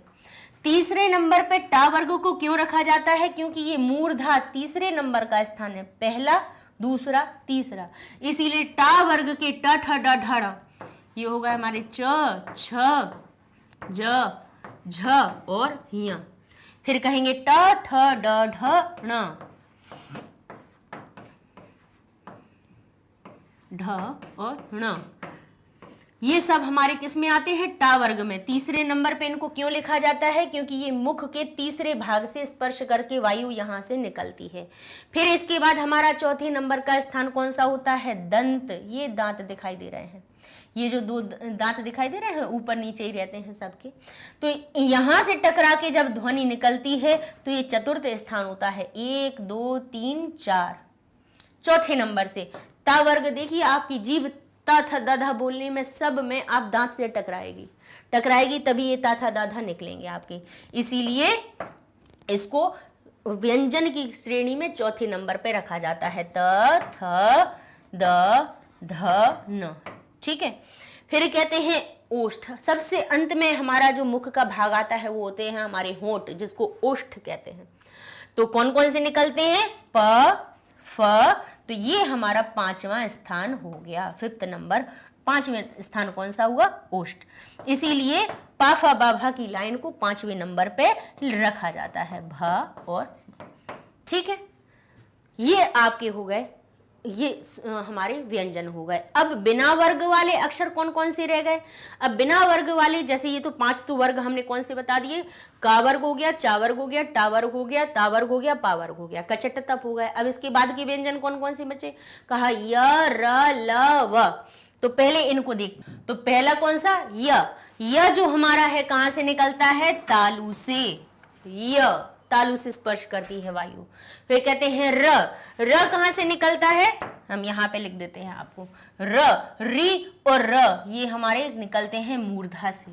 इसके बाद कहते हैं य र ल कहां से निकलता है? दांत से। देखिए टकराई ध्वनि की नहीं, ल बोलिए, कहां से टकराई? जीभ हमारी कहां टकराई? दांत से टकराई, यानी दंतव्य हो गया ल। री और ल ये हमारे कहां से? दंत से निकले। फिर कहते हैं य र ल व कहां से निकलता है? व निकलता है दो संयुक्त जगह से। कहां से? व कंठ से भी निकलती है और ओष्ठ से भी निकलती है, तो व हमारा ओष्ठ वाला वर्ग हो जाएगा व। ठीक है, तो वो हमारा कहां से निकला? ओष्ठ से। ओष्ठ से ही निकलता है। ठीक है, ये वाह हो गया, यारा लावा हो गए। और इसमें जो हमारी ध्वनि है वो अंतस्था यानी अंदर से भी निकलती है, इसलिए इसको कंठ ओष्ठ के अंदर भी रख दिया जाता है। तो ये हमारा वाह हो गया। ठीक है, आगे चलते हैं। अब हम इन्हीं वर्गों को, अब इसके बाद बचे तीनों सा, यारा लावा हो गए। इसके बाद क्या बचा हमारा? श बचे तीनों। अब श की भी ध्वनि अलग अलग निकलती है। कैसे? कि पहला आता है तालु, तालु से निकलने वाला होता है हमारा शीटी वाला श, तालव्य, तालु से निकलने वाला श। फिर दूसरा श, अच्छा, ये जो पा वाला श होता है ना, पा जैसा बनाया जाने वाले षटकोण का श होता है, इसको बोलने की ध्वनि का भी उच्चारण सब नहीं अच्छे से बोलते हैं, जबकि इसका जो कहा जाए कि इसका शुद्ध उच्चारण कब निकलता है, इसको शीटी जैसा ही बोल देते हैं, शा बोल देते हैं, लेकिन शा नहीं होता है। इसको एक तो मूर्धा से मिलना चाहिए, मूर्धा यानी ये जो हमारा स्थान है, इसके पास में ले जाके अपनी जो जीवा है उसको बिल्कुल टर्न कर लीजिए, टर्न कर ली, टर्न करने के बाद फिर बोलिए श। वो जो ध्वनि निकलेगी वो होगी इसकी सही ध्वनि, श मूर्धा से निकलती है, इसीलिए ये इसका स्थान हमारा मूर्धा हो जाता है। स ये हमारा कहां से, दांत से टकरा के निकलती है ध्वनि, इसकी हवा कहां से निकल रही है, सा से, तो स हो गया। यार अलावा स कहते हैं श, श, स और ह हमारा कंठ में होता है, तो ये ह हो गया। बस ये हो गई अपनी, हमने पहले स्वर बता दिए, आपको व्यंजन बता दिए, इसके बाद ये सारे अवर्गीय व्यंजन, बिना वर्ग के जो व्यंजन थे, य र ल व ह, श स स ह, य र ल व श स स ह हो गए। अब इसके बाद आप कहेंगे कि थोड़ी सी आपके मन में ये प्रश्न है और ये हम आपसे ही पूछना चाहते हैं कि आपने कभी, जब से बचपन से अभी 7th क्लास तक आए, कभी आपने ये नहीं सोचा कि क्यों हम जब व्यंजन पढ़ते हैं तो क्यों हमने पहले का को ही पहले क्यों लिखा? भाई पहले चा से शुरुआत कर देते, आप चा से शुरुआत कर देते, चा छा जा झा या, और फिर लिख देते का खा गा गाएंगा, क्यों नहीं लिखा? तो आज अब ये आपको जवाब मिलेगा कि क्यों ऐसा हुआ कि का की लाइन को पहले लिखा गया, चा की लाइन को उसके बाद लिखा गया, क्यों टा को तीसरे नंबर की लाइन में लिखा गया, इसीलिए क्योंकि ये उच्चारण स्थान की वजह से। अब अगर कोई पूछे तब आप बता देना कि हमें पता है कि पहले नंबर का स्थान जब टकराता है तो इसीलिए का वर्ग को पहले लिखा जाता है, दूसरे नंबर के स्थान तालु होता है, तालु से चा वर्ग निकलता है, इसीलिए उसको दूसरे नंबर की लाइन में लिखा रहता है, पहले का फिर चा की लाइन, फिर हमारे पास तीसरे नंबर का स्थान मूर्धा होता है, इसीलिए टा वर्ग को तीसरे नंबर पे लिखते हैं, और चा वर्ग को क्योंकि वो दांत से टकरा के वायु निकल रही है इसी इसको चौथे नंबर पर लिखते हैं, और सबसे अंत में जब हमारा मुख का अंत का भाग पा वर्ग होता है क्योंकि वो ओष्ठ से निकलता है, इसीलिए उसको सबसे लास्ट में वर्गों में लिखा जाता है।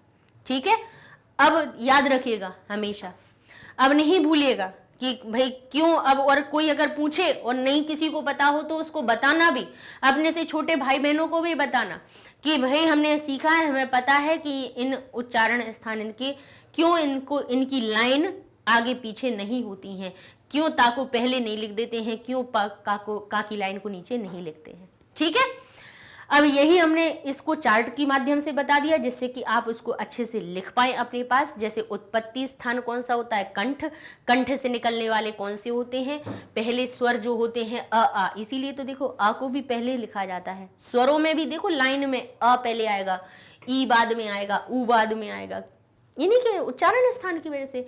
फिर का वर्ग हमारा बनता है और ह आता है विसर्ग, अह भी हमारा कंठ से ही आता है, और कंठ से जिनकी ध्वनियां निकलती हैं इसीलिए उनको कह दिया जाता है वर्ण नाम संज्ञा, उनको संज्ञा कह दी जाती है, उनका नाम क्या कह दिया जाता है, इन अक्षरों को कह दिया जाता है कंठव्य। क्या क्या क्या, क्या कह देते हैं इनको, कंठव्य, क्योंकि ये कंठ से निकल रहे हैं। इसके बाद तालु से कौन निकलते हैं, ई दोनों निकलती हैं, च छ ज झ की पूरी लाइन निकलती है, य और श ये सब कहां से निकलते हैं, तालु से, इसीलिए इनको तालव्य भी कहते हैं। इसके बाद दोनों री हो गई, ट ठ ड ढ ण हो गया, और र और श ये दोनों ही, ये सब कहां से, र बोलिए, मूर्धा से टकरा रही है जीभ के, नहीं मूर्धा से निकला, मूर्धन्य कहेंगे इसको। फिर कहेंगे री जो हमारा होता है, री ल तथ द ध न स, ये सब दांत से टकरा कर निकलते हैं, इसलिए इनको दंतव्य कहते हैं। इन वर्णों को क्या कहा जाता है, दंतव्य। ओष्ठ से कौन से निकलते हैं, हमारा उ प फ ब भ म, इसलिए इनको ओष्ठ से निकल रहे हैं, इसलिए इनको ओष्ठ्य वर्ण कहा जाता है। फिर कहते हैं, फिर फिर कहते हैं इंग य ण न म, सबकी ध्वनि नासिका से निकल रही है, इसको इनको नासिक्य कहते हैं। साथ साथ में नासिका के साथ में ये तो रहेगा ही, ऐसा नहीं समझिएगा कि कंठ से ध्वनि या इंगा की नहीं निकलती है, कंठ और नासिका दोनों से ही का के मेल से यहाँ की ध्वनि निकलती है। य तालु और नासिका ये सभी हमारे कैसे हैं, नासिक वर्ण हो जाते हैं। ठीक है, अब कहते हैं ए ऐ ओ औ बचे थे कहां से निकले, कंठ और तालु से। ओ औ कहां से निकला हमारा, कंठ और ओष्ठ से, ओ और औ। अच्छा, व कहां से निकला, व में जो ध्वनि है वो हमारी अंतस्था तो होती है, अंदर से तो निकलती ही है, लेकिन दांत और ओष्ठ, दंत ओष्ठ कह देते हैं, क्योंकि दांत और ओष्ठ की पहले जो वायु है दांत से टकराती है, फिर ओंठ से, ओंठ में उनमें प्रक्रिया होती है, वह निकलता है। तो वह कहां से निकला हमारा, दंत और ओष्ठ से। और जो अनुस्वार अकेला बचा था वो कहां से होता है, अनुस्वार जिसकी उच्चारण स्थान नासिका होता है। तो इस प्रकार से हमने आपको ये उच्चारण स्थान बता दिए। अच्छा, अगले वीडियो में, नेक्स्ट वीडियो में हम आपको क्या सिखाने वाले हैं, जैसे कि ये हमारा क बना हुआ है ना, क ख ग घ, ये हमारे कैसे वर्ण, हमें वैसे तो देखिए हमें जो वर्णमाला होती है उसमें कैसा दिखाई देता है, ये पूर्ण रूप में दिखाई देता है, ये जो हमारा क है पूर्ण दिखाई देता है, लेकिन यहाँ पर आप देख रहे हो सभी में हलंत लगा हुआ है, अर्थात जो ध्वनियां निकल रही हैं वो कैसी है, आधी है। मतलब व्यंजन वैसे हमारा आधा होता है, लेकिन मूल रूप में तो वो आधा होता है, लेकिन जब उसकी ध्वनि निकाली जाती है तो वो अ के संयोग से ही निकलती है उच्चारण में। तो ये जो क है वो आया कहाँ से, इस क में जब हमारे पास अ मिल गया तब ये हमारे पास सामने क आया, तो इसी को कहते हैं, मतलब अब ये एक अकेला क हमारा दो क और अ दो वर्णों से मिलकर बना, इसी को हम वर्ण संयोग। स्लाइड है, अब हम पहले आपको समझा देते हैं कि वर्णों का संयोजन। तो वर्ण जैसा कि आपको पता है कितने प्रकार के होते हैं, हमने आपको बताया वैसे 2 प्रकार के होते हैं, और तीसरा हमारा एक प्रकार हो जाता है। पहला होता है स्वर, दूसरा होता है हमारा व्यंजन, व्यंजन, और तीसरा होता है हमारा अयोगवाह, अयोगवाह। ठीक है, स्वर हमारे कौन से होते हैं, अ से लेके औ तक, ये हम सीख चुके हैं अपने पहले पार्ट में। दूसरे में फिर हमने उसी पार्ट में हमने ये भी बताया कि व्यंजन कौन से होते हैं, क से लेके ह तक, क से लेके ह तक। इसके साथ साथ में हमने व्यंजनों में आपको संयुक्त व्यंजन भी बताए, जो छ, त्र, ज्ञ और श्र, ये भी हमने आपको सारी चीजें बताई। ठीक है, अब इसके बाद हमारे ओ अ से लेके औ तक जब स्वर में आ गए तो आप कहेंगे अंग अह कहाँ चले जाते हैं, तो वो हमारे अयोगवाह में आते हैं। अंग और अह, अंग होता है अनुस्वार और अह होता है हमारा विसर्ग, जो कि अपन ने लास्ट 2 वीडियो में बहुत अच्छे से इनको डिस्कस कर लिया कि कैसे ये हमारे क्रम कैसे बना, इनका उच्चारण स्थान की वजह से कैसे इनके क्रम में हमने देखा कि कौन सा पहले, कौन सा दूसरा, कौन सा तीसरा, ये सारी चीजें पढ़ ली हैं।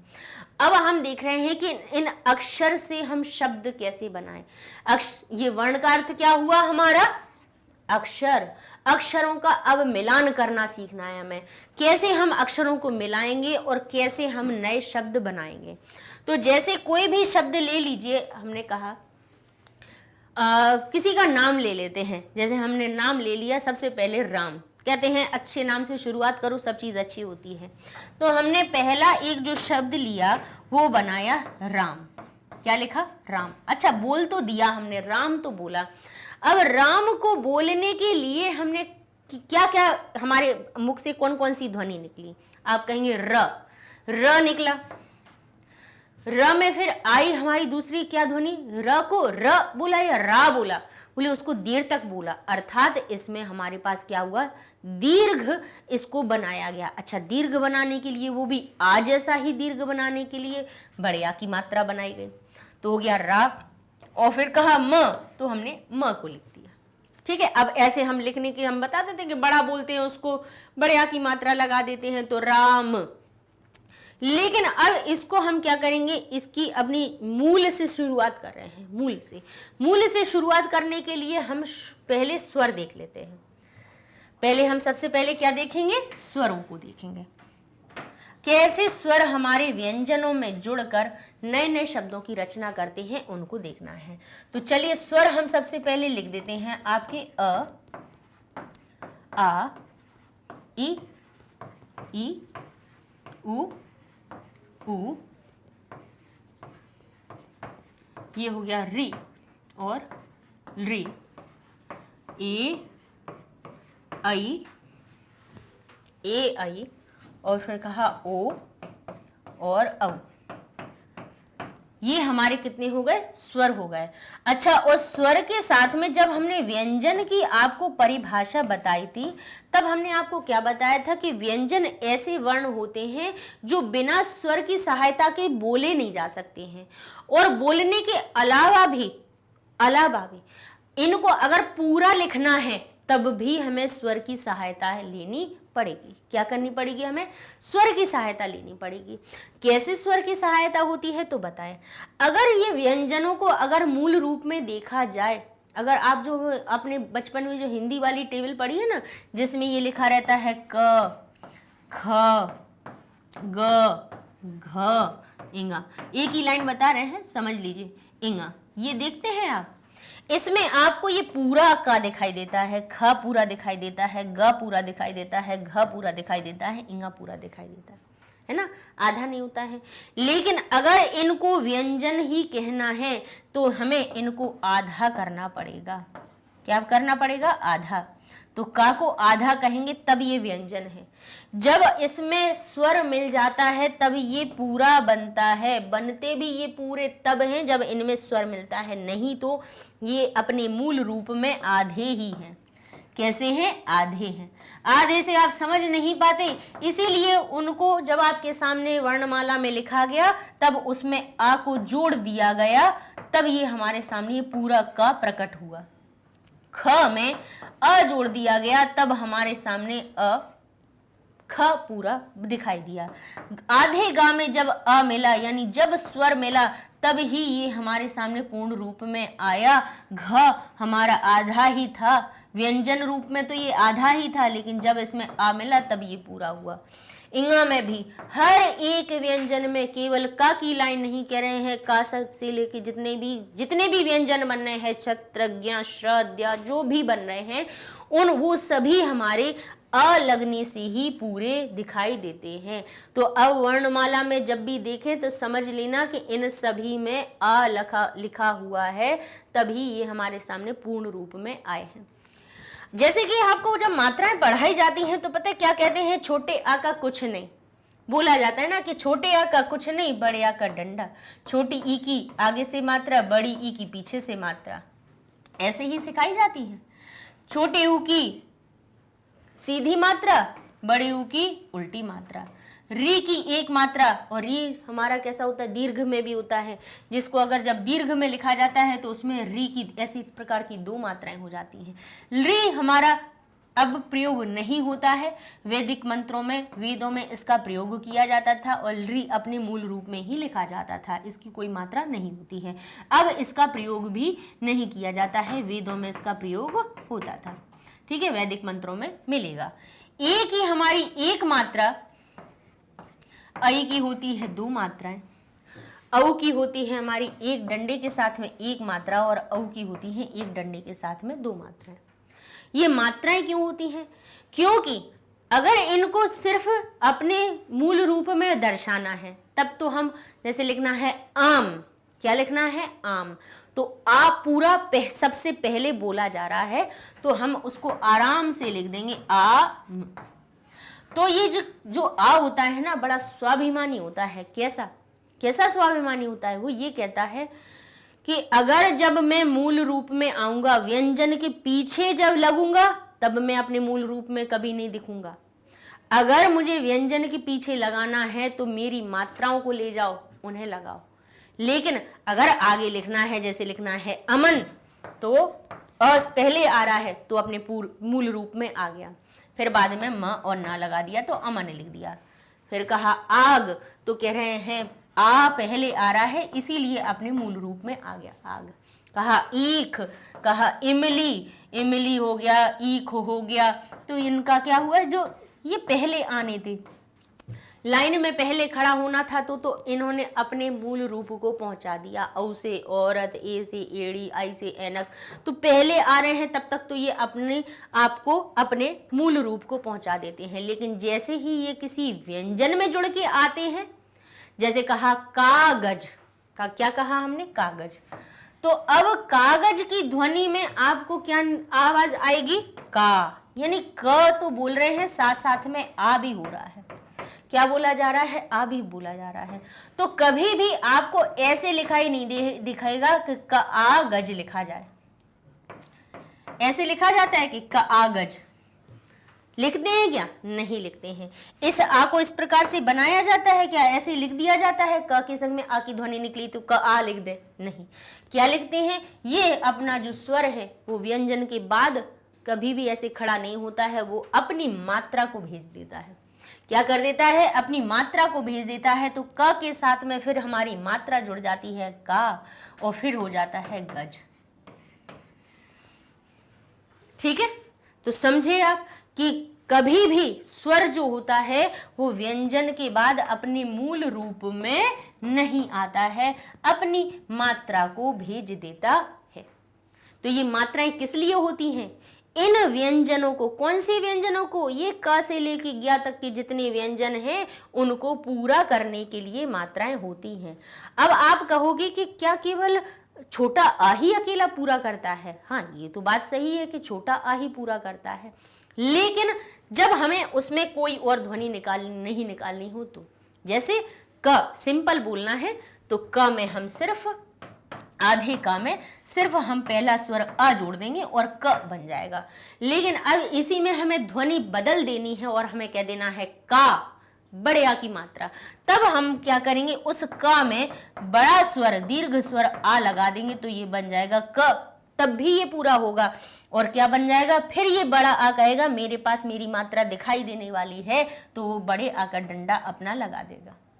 फिर कहेंगे कि अब क, जो व्यंजन आधा क था उसमें क्या हुआ, छोटी की मात्रा की ध्वनि आई, की ई जैसी ध्वनि आई, तो क्या कहेगा, आधा क ई को मिला लेगा और ये बन जाएगा की। लेकिन जो स्वर होते हैं वो आधे व्यंजन में ही जुड़ते हैं।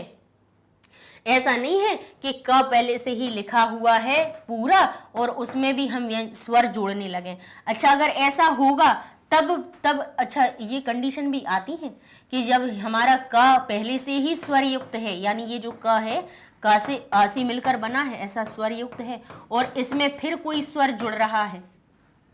ऐसा नहीं है कि दूसरा स्वर नहीं जुड़ सकता है, जुड़ सकता है।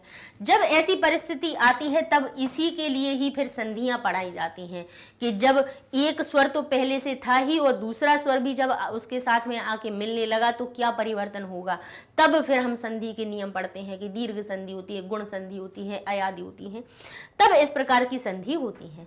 लेकिन अभी हम क्या देख रहे हैं कि हम हर एक शब्द को देख रहे हैं कि क जो हमारे सामने आया वो अ से मिलकर बना, बड़ी आ की ध्वनि निकली, दीर्घ ध्वनि निकली, तब हमने बड़ा आ जोड़ा।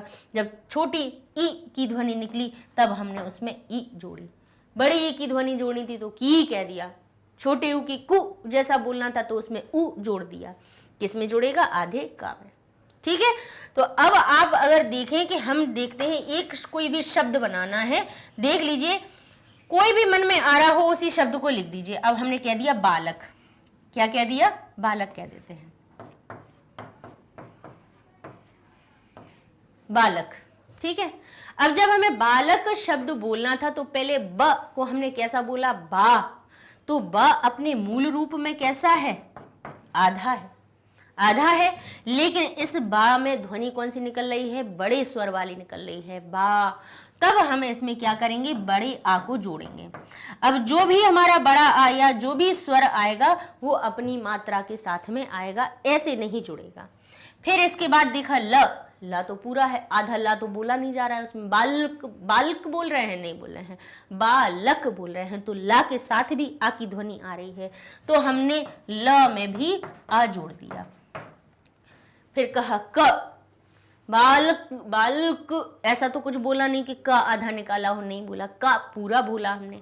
तो का में भी क्या छुपा हुआ है, क में भी हमने आ को जोड़ा तो हमारे सामने बा की दीर्घ ध्वनि आई, ल पूरा आया, क पूरा आया। कहां से पूरे हुए ये? बा में हमने आ को दे दिया, ल को पूरा करने के लिए ला में और कोई स्वर की ध्वनि नहीं निकल रही थी, सिर्फ उसको पूर्ण बोला जा रहा था तो अ लिख बना दिया। का को केवल पूर्ण बोला जा रहा था तो हमने अ लगा दिया।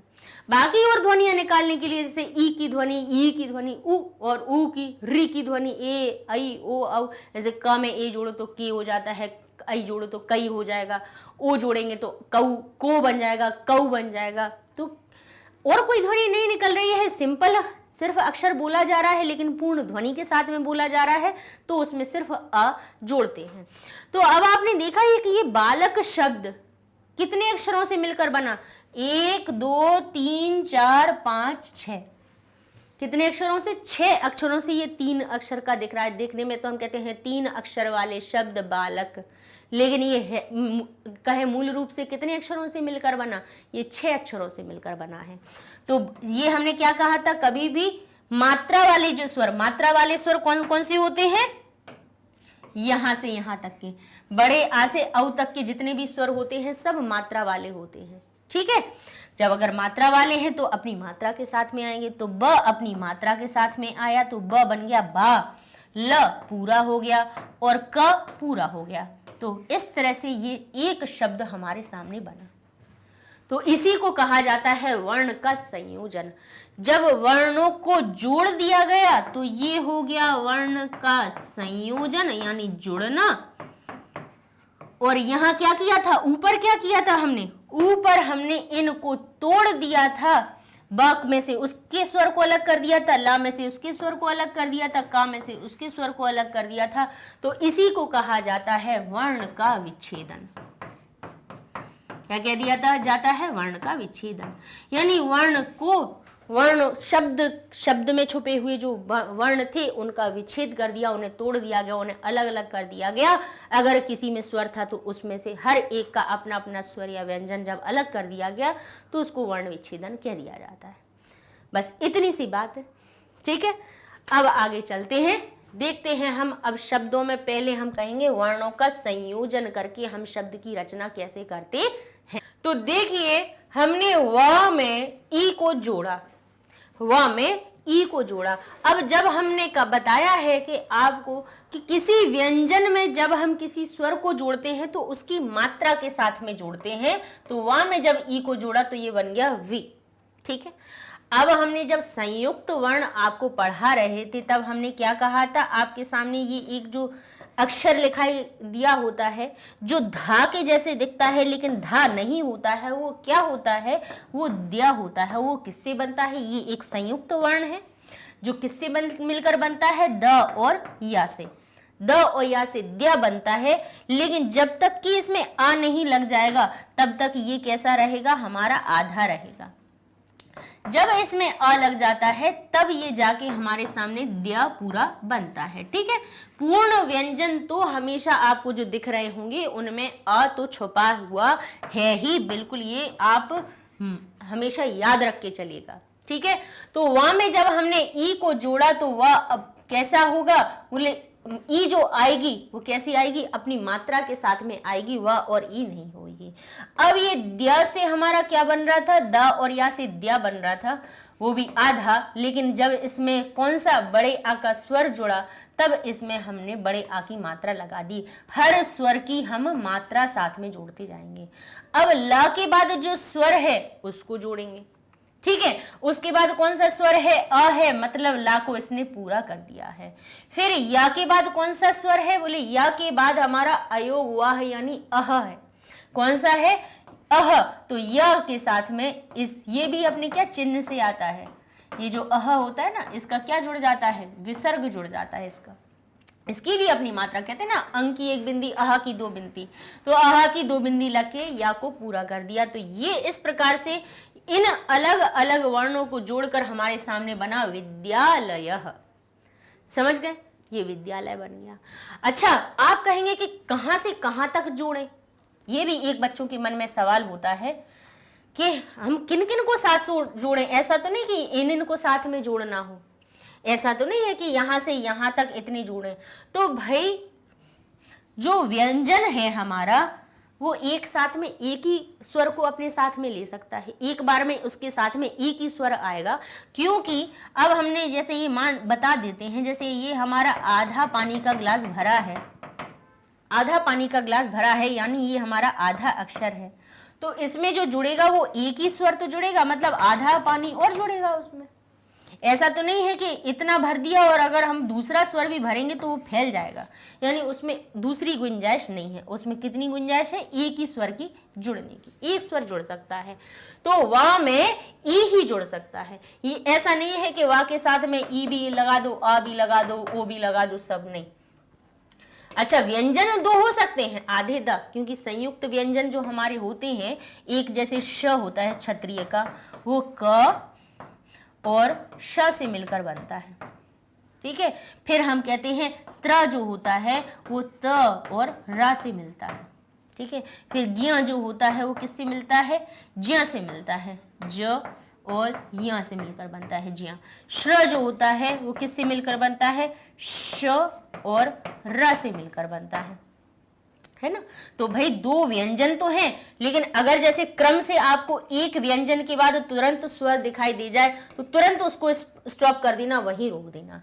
लेकिन फिर इसके बाद देखा कि एक व्यंजन के बाद दूसरा दो व्यंजन है, मतलब यहाँ कुछ ना कुछ गड़बड़ हो रही है, यहाँ निश्चित ही दोनों को जोड़ा जा रहा है। तो इन दोनों को जोड़ा, जो निकल के आया उसमें इस स्वर को जोड़ दिया उसकी। फिर इसके बाद लाक में किसको जोड़ा जाए?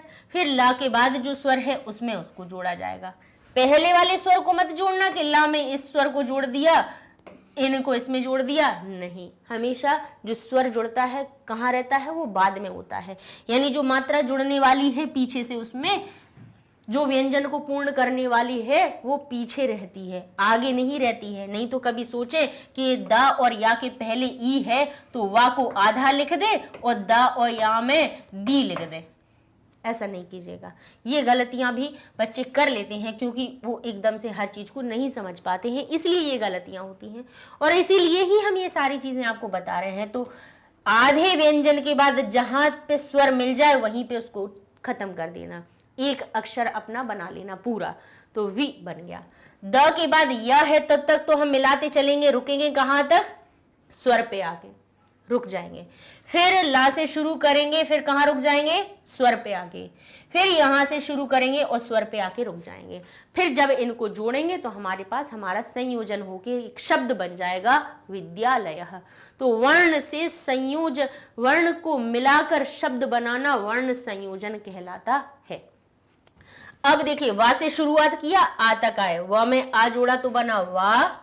फिर टा में हमने ई को जोड़ा, तो छोटी ई की मात्रा हमेशा आगे से चढ़ती है, तो क्या कहेंगे? टी। और क में आ जोड़ा तो बना का, तो बन गया वा टीका। फिर कहा अ में क्या लिखा था? द लिखा था। अब देखिए, अ हमारा अकेला था। अब आप कहेंगे कि आ को हम क्या द से जोड़ें क्या? नहीं, अ को बाद के व्यंजनों से नहीं जोड़ा जाता है। अगर सबसे पहले लिखा है तो सबसे पहले उठा के उसको रख दो, बाद के व्यंजनों को बाद में देखेंगे कि क्या किसके बाद क्या आ रहा है, ठीक है। ऐसा नहीं कि आ को दा में जोड़ेंगे, नहीं, दा के बाद में जो स्वर होगा उसको जोड़ेंगे इसमें। तो कह रहे हैं आ तो स्वतंत्र है, इसमें कोई व्यंजन नहीं जोड़ना है, नहीं जोड़ना है तो स्वतंत्र रूप से अपने मूल रूप में सबसे आगे जब आने की बारी होती है तभी वो आके खड़ा होता है। जब पीछे बारी आती है तो अपनी मात्रा को भेजता है कि जब आगे खड़े होना है तब देखो सबसे आगे आ गया, तो अपने मूल रूप में आया। किसी के पीछे होता तब नहीं दिखता, ये ऐसा नहीं दिखता, लेकिन जब आगे आने की बारी थी इसीलिए देखिए अपने मूल रूप में दिख रहा है हमें आ। तो ये आ को हमने निकाल दिया। फिर आधे व्यंजन के बाद हमें जहां तक स्वर मिला हमने उसको पकड़ लिया। तो ये क्या था हमारा? ध आधा था।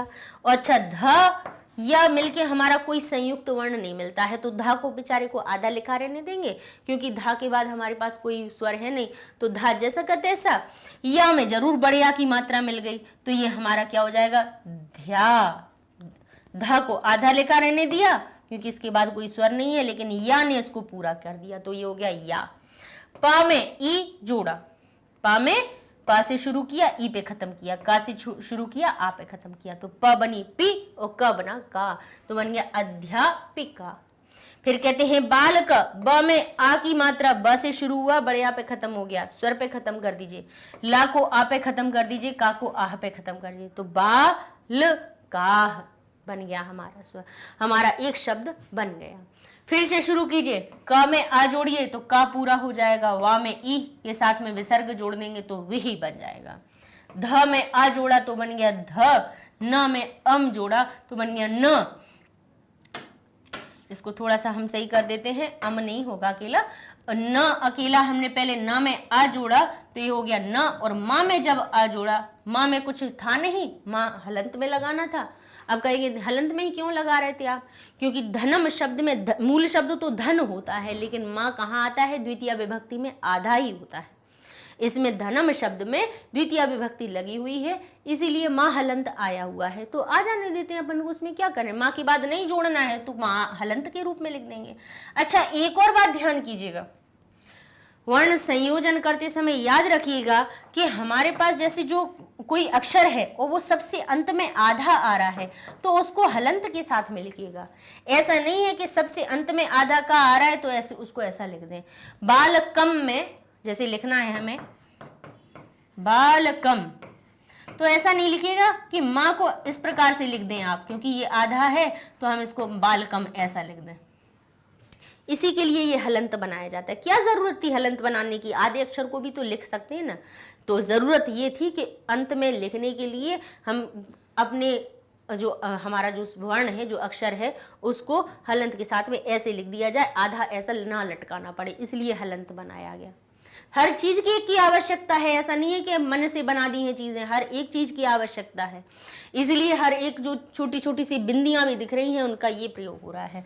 अब देखते हैं छ के बाद आ तक चलेंगे, तो छ अगर इसके पहले आ लिखा हुआ होता, ध्यान रखिएगा, जैसे इसके पहले लिखा होता है आ और फिर छ आ लिखा होता, तो ये जो पहला स्वर है उसको हम तुरंत उठा के ऐसा लिख देते, उसके बाद हम व्यंजनों में स्वरों को जोड़ना शुरू करते।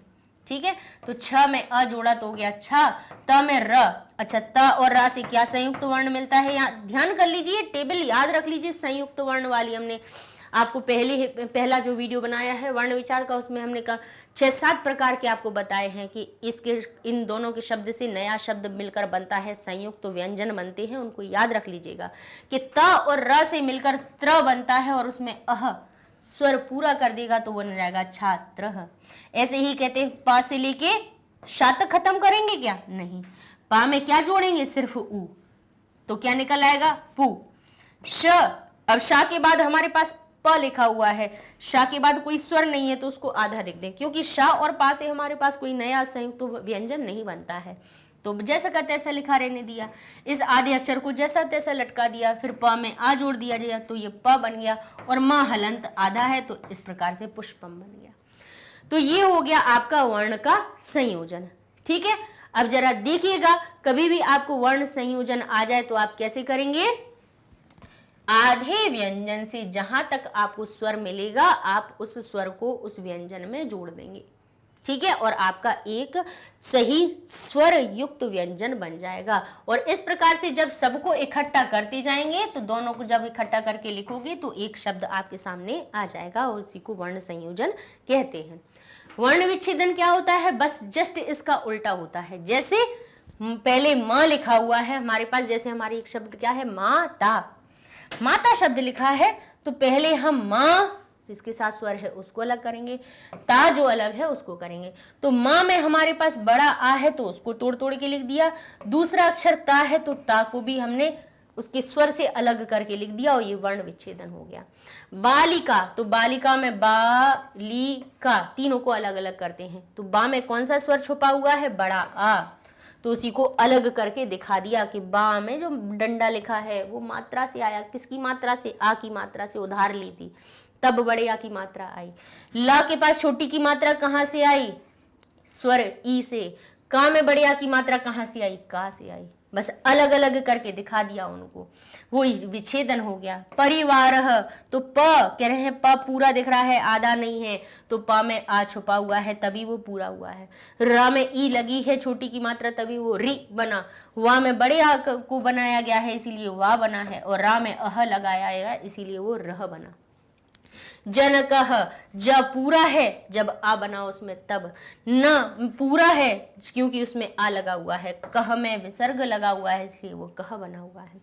पुत्रह में पा में किसकी मात्रा दिख रही है, छोटे ऊ की, तो पा के और छोटे ऊ स्वर को अलग अलग कर दिया। त्र किससे बनता है, त और रा से बनता है, उसमें क्या लगा है, विसर्ग लगे हैं। बड़या की मात्रा के साथ में विसर्ग लगे हैं, तो बड़या की मात्रा दिखाई और बाद में विसर्ग जोड़ दिया गया। इसको आप इस प्रकार से भी लिख सकते हैं कि बड़ा आ लगा हुआ है, त और र में बड़ा आ लगा है, उसके बाद में विसर्ग आएगा। तो आप इस तरह से भी लगा सकते हैं या साथ में ही दिखा दिया उसको। ठीक है, और देख लेते हैं दिनेश। द को तोड़िए, द में क्या क्या छुपा है, आधे दा में जब ई मिली तब दी बना। ऐसे मत कीजिएगा कि आप दी को तोड़ भी रहे हैं और उसको लिखते हैं द और ई, ऐसे मत लिखिएगा भाई। जब स्वर अलग हो रहा है तब ये आधा हो जाएगा। अगर स्वर इसमें देखिए, हम हमेशा बार बार वही बात करते हैं क्योंकि यहीं पे गलतियां बच्चे कर देते हैं कि जरूरी नहीं है कि वो ये जो पूरा है हमेशा क्या आ से ही पूरा होगा, नहीं, ये पूर्ण रूप में किसी भी स्वर की सहायता से आ सकता है। बस बात ये है कि जो अ होता है ना वो दिखता नहीं है हमें, लेकिन पूरा कर देता है। यहाँ पे भी पूरा हुआ है, जब इसका स्वर व्यंजन से अलग होता है तो व्यंजन को वो आधा करके चला जाता है। न में से ए की मात्रा हटाएंगे तो ना को आधा कर देंगे और ए को लिख देंगे। शह, शह को जब अलग करेंगे तो श में से अह को अलग कर देंगे तो श आधा रह जाएगा। ऐसे ही म को तोड़िए, म और आ से टूटा, हा किससे टूटा, ह और आ से।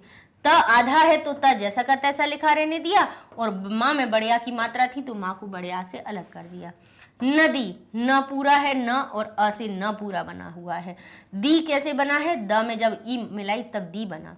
नृपह, तो री कहाँ से आती है, री की मात्रा से आती है। पह कहाँ से आता है, जब आधे पा में अह मिल गया तब पह बना। भ्रमरह, तो भ्र देखिए भ और र दो जोड़े जा रहे हैं, पहले भा को लिखेंगे फिर र लिखेंगे, और ये पूरा है क्योंकि आ इसमें जोड़ा तब। माँ किससे पूरा हुआ, माँ और आ से। र किससे हुआ, अह से। तो देखिए वही हमने क्या किया, हर एक अक्षर को उठाया, उसमें से उसके स्वर को अलग कर दिया और ये हमारा वर्ण विच्छेदन हो गया। इतनी से टॉपिक है ये आपका। अब यहाँ पे हमने आपको वर्णों से शुरुआत की, उनकी उत्पत्ति से शुरुआत की, उनके उच्चारण से तक पहुंचे और उच्चारण से पहुंच के हमने वर्णों से आपको शब्द तक बनाना सिखा दिया कि कैसे हम अक्षरों को जोड़कर शब्द बनाते हैं।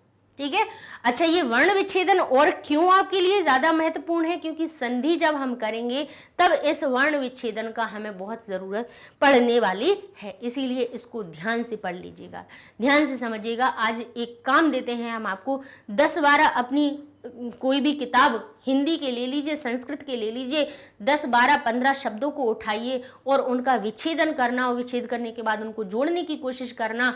तो एक ये जोड़ना घटाना आपको एक बार आ गया तो संधि पढ़ना आपके लिए आसान हो जाएगी।